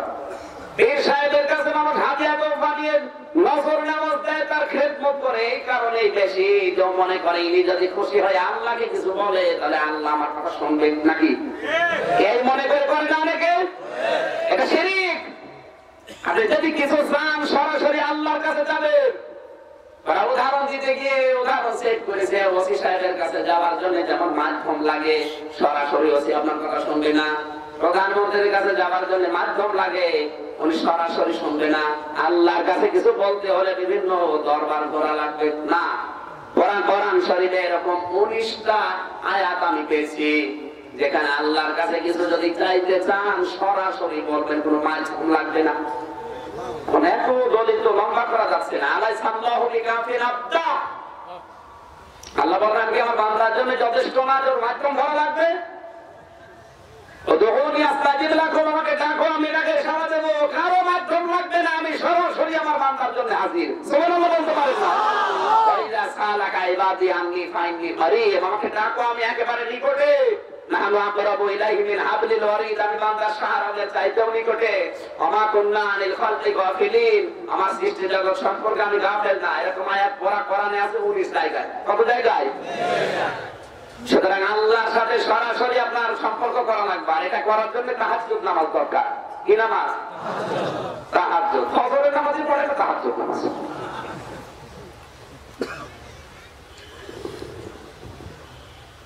শিরক বিল ইখতিয়ার 2 নাম্বার পয়েন্টটা, শুধু পয়েন্ট গুলো বলছি। 2 নাম্বার পয়েন্টে এসেছে এই আল্লাহ যে ক্ষমতার মালিক, ওই ক্ষমতা অন্য কাউকে আপনি দিতে পারবেন না। যেমন আইন বানানোর ক্ষমতা কার? আরো জোরে। এখন যদি আইন বানানো কেউ নিজের পক্ষ থেকে তৈরি করে, তাহলে সে যেন আল্লাহর সাথে শিরক বিল ইখতিয়ার তৈরি করেছে। কোরআনে কারিমে আল্লাহ এরকম আয়াত দিয়েছেন প্রায় 902 জায়গায়, ইনিল হুকমু ইল্লা লিল্লাহ। সূরা ইউসুফ 12 নাম্বার 19 নাম্বার পৃষ্ঠা 7 নাম্বার লাইনে 40 নাম্বার আয়াতের মাঝের অংশে আছে আল্লাহ বলেন, আমি আল্লাহ নিজে বানিয়েছি আর হুকুম দেওয়ার মালিক শুধুমাত্র আমি। সুতরাং আইন তৈরি করার ক্ষমতা কার? আরো জোরে। এখন যদি কেউ আইন নিজের হাতে তৈরি করে মানুষের উপরে চাপিয়ে দেয়, ও আল্লাহর চাইতে। শয়তান ইবাদত করেছিল 70 লক্ষ বছর। কত বছর? 70 লক্ষ বছর ইবাদত করার পর একটা আইন মানে নাই। কয়টা? আরো জোরে। আল্লাহর একটা আইন মানে এতটুকুই। আল্লাহর আইনের উপরে আরেকটা আইনও বানিয়েছে, এই কাজ কিন্তু শয়তান করেনি। কথা বলে না কেন? আল্লাহর একটা আইনও মানে নাই, কিন্তু আল্লাহর আইনের এগেইনস্টে আরেকটা আইন বানিয়েছে, এই কাজ করেছে। কিন্তু যে আল্লাহর বান্দা আল্লাহর আইন মানে না, আরো নতুন করে আল্লাহর আইনের বিপক্ষে নতুন আইন তৈরি করে জনগণের উপরে চাপিয়ে দেয়, কত বড় শয়তান। এজন্য জিন শয়তান দেখবেন সূরা আয়াতুল কুরসি আর 4 কুল পড়ে ফু দেবে, চলে যাবে। আর মানুষ শয়তান কোরআন ধরে ফু দিলে পড়ে ফু দিলে যায়। আমি আর নিজে নামতে পারলাম না, আপনার আবার উল্টো পাল্টা বলছেন তো। আমার মনে হচ্ছে বাংলাদেশের জিন শয়তানের চাইতে মানুষ শয়তান অনেক এখন বেশি। কথা বলেন। নিজে আল্লাহর আইন মানেই না, কেউ মানতেও চায় না। আরো নতুন করে আল্লাহর বিধানের উপরে নতুন আইন বানিয়ে মানুষের উপরে চাপিয়ে দেয়। ও তো শয়তানের ভাইরা ভাই। কথা বলেন। আপনি নিজে আল্লাহর আইন মানতে পারেন না, সেটা আপনার ব্যর্থতা। যারা মানতে চায়, মানাতে চায়, তাদের সাহায্য করবেন। এটা না আরো ফিরে যাওয়া যায় কি করে, সেই চেষ্টায় আছে। আপনাকে কোরআন শরীফ পড়ে ফু দিলে এই জন্য আপনার কোনো পরিবর্তন হয় না। শিরকের ইখতিয়ারটা বাংলাদেশে এখন আমার মনে হচ্ছে আছে। আল্লাহর আইন বিপক্ষে যদি কেউ আইন নতুন করে তৈরি করে, কোরআন শরীফের ভেতরে একটা উল্লেখযোগ্য সূরা ফুরকান, ফুরকানের ভেতরে 83টা ধারা আছে। বাংলাদেশের সংবিধানে যে ধারাগুলো আছে, 379 নাম্বার ধারা বাংলাদেশের সংবিধানের। এটা কি? কেউ যদি চুরি করে ধরা পড়ে, 379 নাম্বার ধারা এটা। কেউ যদি চুরি করে ধরা পড়ে, তার সর্বোচ্চ শাস্তি 3 মাস থেকে 3 বছরের জেল। আমি কি বেশি বলছি না কম বলছি? ঠিক আছে, এইটাই পুরো সংবিধান আমার পড়া। 3 মাস থেকে 3 বছরের জেল হবে, এটা বাংলাদেশের সংবিধান। আর কোরআনের সংবিধান সূরা মায়েদার 38 নম্বর আয়াত, আস-সারিকু ওয়াস-সারিকাতু ফাকতাউ আইদিয়াহুমা। কেউ যদি চুরি করে সাক্ষ্য প্রমাণে ধরা পড়ে, ওটা যদি অভাবে না হয়ে স্বভাবে হয়, ওটা কেটে যাবে। কিসে? অভাবে না, স্বভাবে। বাংলাদেশে যারা চুরি করে এরা অভাবে না, স্বভাবে। এই যে বরিশাল থেকে আসলাম, ওই বিভাগের একটা এমপি 5 বছর আগে ওর জমি ছিল মাত্র 5 বিঘা, 6 বিঘা। এই 5 বছরের মাথায় ওর জমি এখন 8595 বিঘা। তো সব জেবরায় দিয়ে যাচ্ছে নাকি? অত সোজা শিরক বিল ইখতিয়ার থেকে বেঁচে থাকা যাচ্ছে না। আমরা সব এখন এই দলের ভেতরে পড়ে গেছি। আরো বিস্তারিত বলার দরকার ছিল ইখতিয়ার নিয়ে। আমি শিরকের বিষয়ে যাচ্ছি না। 2 নাম্বার পয়েন্ট ছিল অবিল ওয়ালিদাইনি ইহসানা, পিতা মাতার সাথে ভালো ব্যবহার করা লাগবে। কার সাথে? পিতা মাতার সাথে। এর আগে বললাম আল্লাহ আইন মানা যেমন ফরজ, মা বাবার খেদমত করা কি আরো জোরে। এই ফরজ হওয়ার পেছনে আমি 3টা যে কারণগুলো পেয়েছি। 1 নম্বরে, দুনিয়ার সব মানুষের অধিকার আপনি হয়তো আদায় করে দিতে পারবেন সময় যদি পান, কিন্তু মা বাবার যে হক কিয়ামত পর্যন্ত আপনি আদায় করতে পারবেন না। কথা বলেন না কেন? আমার লাইফের এক কথা বলছি বিশ্ববিদ্যালয়ে, কষ্ট হচ্ছে আপনাদের? ছেলেটা এত গরিবের, মাস্টার্সের পরীক্ষা দেবে, ও গণিত নিয়ে পড়াশোনা করতো। মাস্টার্সের পরীক্ষা দেবার কাছে টাকা ছিল না। বাবার কাছে গিয়ে বলে, আব্বা যদি পরীক্ষার ফিস দিতে না পারে তাহলে আমার একটা বছর জীবন থেকে চলে যাবে। মার বাবা দুইজনে গ্রাম্য মানুষ, চিন্তা করে কি করি, সর্বশেষ মানুষের জমিতে কামলা দিয়ে রোজা রেখে রেখে টাকা দিয়েছে ওর হাতে। কারণ রোজা রাখলে 2 বার খাবার খাওয়া লাগে, আর দুপুর বেলা খাওয়া লাগে না। এই টাকা গুছিয়ে ওর হাতে দিয়ে বলছে, যা পরীক্ষা দিয়ে আয়। পরীক্ষা দেওয়ার পরে পাশে করেছে, ঢাকা একটা চাকরিও পেয়েছে, পছন্দ করে বিয়ে করেছে। কিন্তু মেয়েটা এত জল্লাদ, মা বাবার নামও শুনতে পারে না। ডাক দিয়ে বলছে, দেখো শ্বশুর শাশুড়ির পরিচয় দিতে পারবা না, গরিব। যদি পরিচয় দাও তাহলে কেউ জিজ্ঞাসা করলে বলে আমার শ্বশুর শাশুড়ি মারা গেছে। 3 বছর পার হয়ে গেল এভাবে। ওর মায়ের ছিল হাঁপানি রোগ, দিনের পরে দিন রোগ বেড়ে যাচ্ছে। হঠাৎ ওর বাবা চিন্তা করছে, জীবন বাঁচাতে এখন কি করি। একটা ভাঙ্গা রিক্সা ভাড়া নিয়েছে। তাও রাতের বেলায় যে নাইট কোচ গুলো আসে, ওই নাইট কোচের ভাড়া মারে, দিনের বেলা বের হয় না, ছেলের সম্মান নষ্ট হবে এই কারণে। মাথার উপরে চাদর ফেলে দিয়ে মুখটা মাফলার দিয়ে পেঁচিয়ে এরপরে যায়, কেউ যেন চিনতে না পারে। ঢাকার ফার্ম গেটে একবার ওর গ্রামের একজনের সাথে দেখা। ডাক দিয়ে বলে, ভাই আপনি খুব আরামে আছেন, আপনার মা 3 দিন পরে আছে, ওষুধের পয়সা নেই, মনে হয় বাঁচবে না। স্ত্রীর কাছে বলছে, আমি বাড়ি যাবো, আমার মা অসুস্থ। বলছে, না যাওয়া যাবে না, যদি যাও তোমার আমি ডিভোর্স দেবো।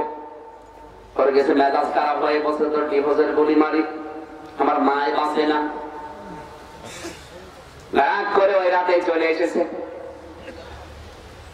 রাত 3টার সময় নেমেছে নাইট কোচ থেকে, দেখে একটা ভাঙ্গা রিক্সা টিম টিম করে আলো জ্বলছে। ডাক দিয়ে বলে, খালি এদিকে আয়। সামনে যেয়ে দেখে ওর বাবা, মুখটা ঢাকা ছিল, চিনতে পারে না।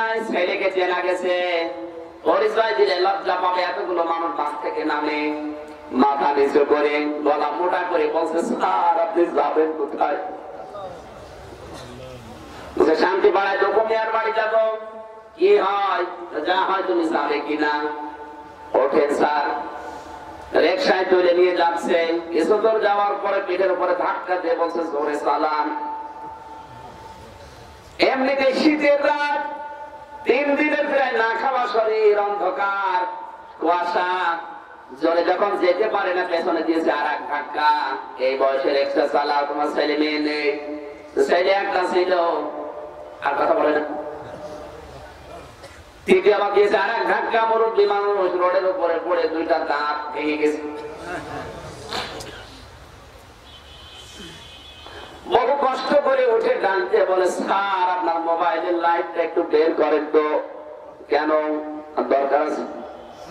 মাথা থেকে চাদর ফেলে দিয়ে মুখ থেকে মাফলারটা সরিয়ে মোবাইলের সামনে গিয়ে বলে, স্যার আপনি দেখেন তো আমার চিনতে পারেন কিনা।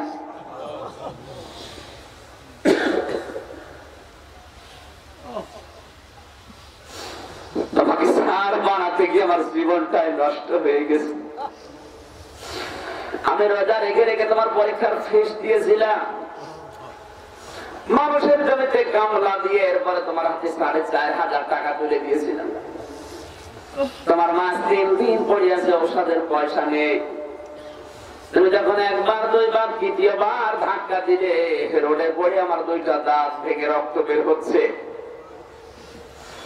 ছেলেটা লাফ দিয়ে বাবার পা জড়িয়ে বলে, আব্বা তুমি ভাঙ্গা রিক্সা রাতের বেলা পেলে কোথায়? বাবা বলে, সন্তান আমি রিক্সাটা ভাড়া দিয়েছি, দিনের বেলায় তো বের হতে পারি না তো সম্মানের কারণে।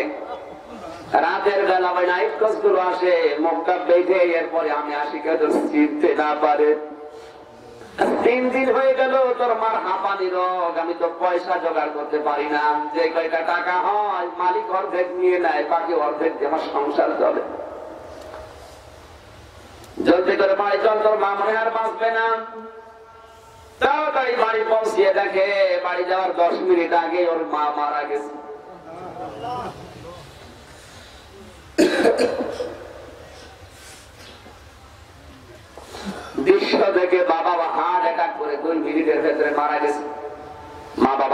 জড়িয়ে বলে আব্বা আম্মা যদি একবার হারিয়ে যায় তাম পৃথিবী খুঁজবেন এরকম জিনিস আর পাবেন না।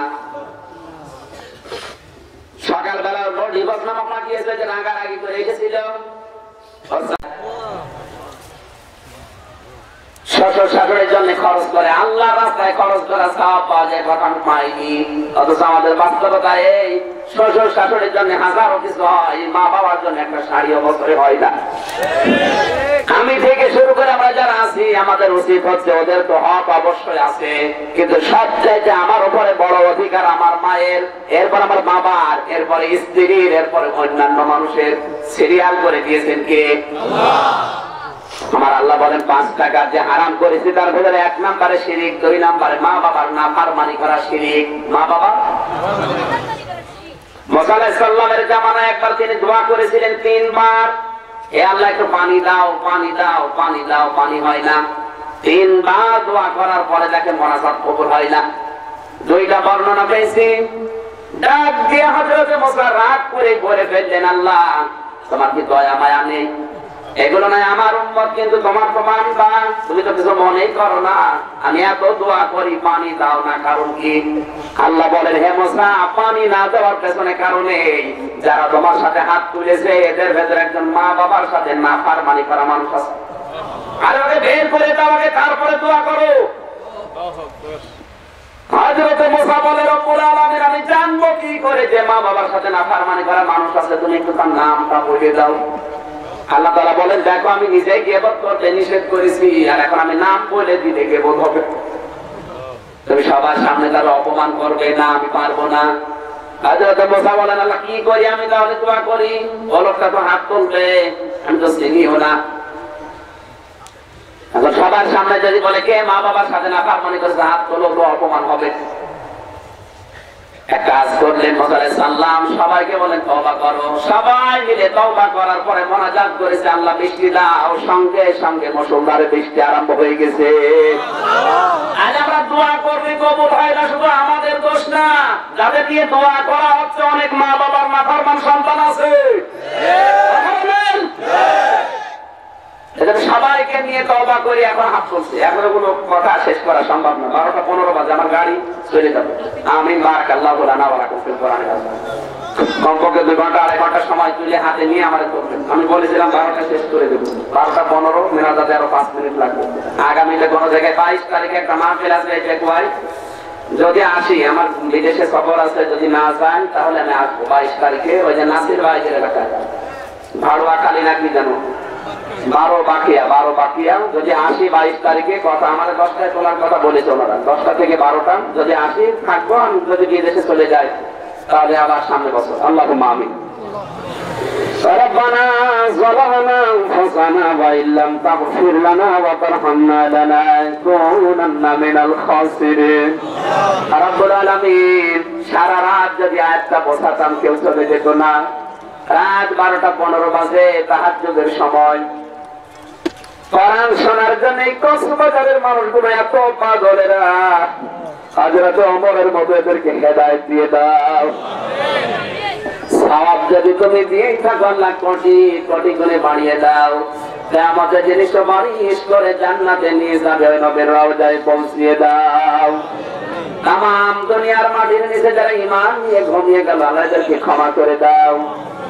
মা বাপ যারা হারিয়ে ফেলেছে, আল্লাহ মেহেরবানি করে মা বাপকে মাফ করে দাও।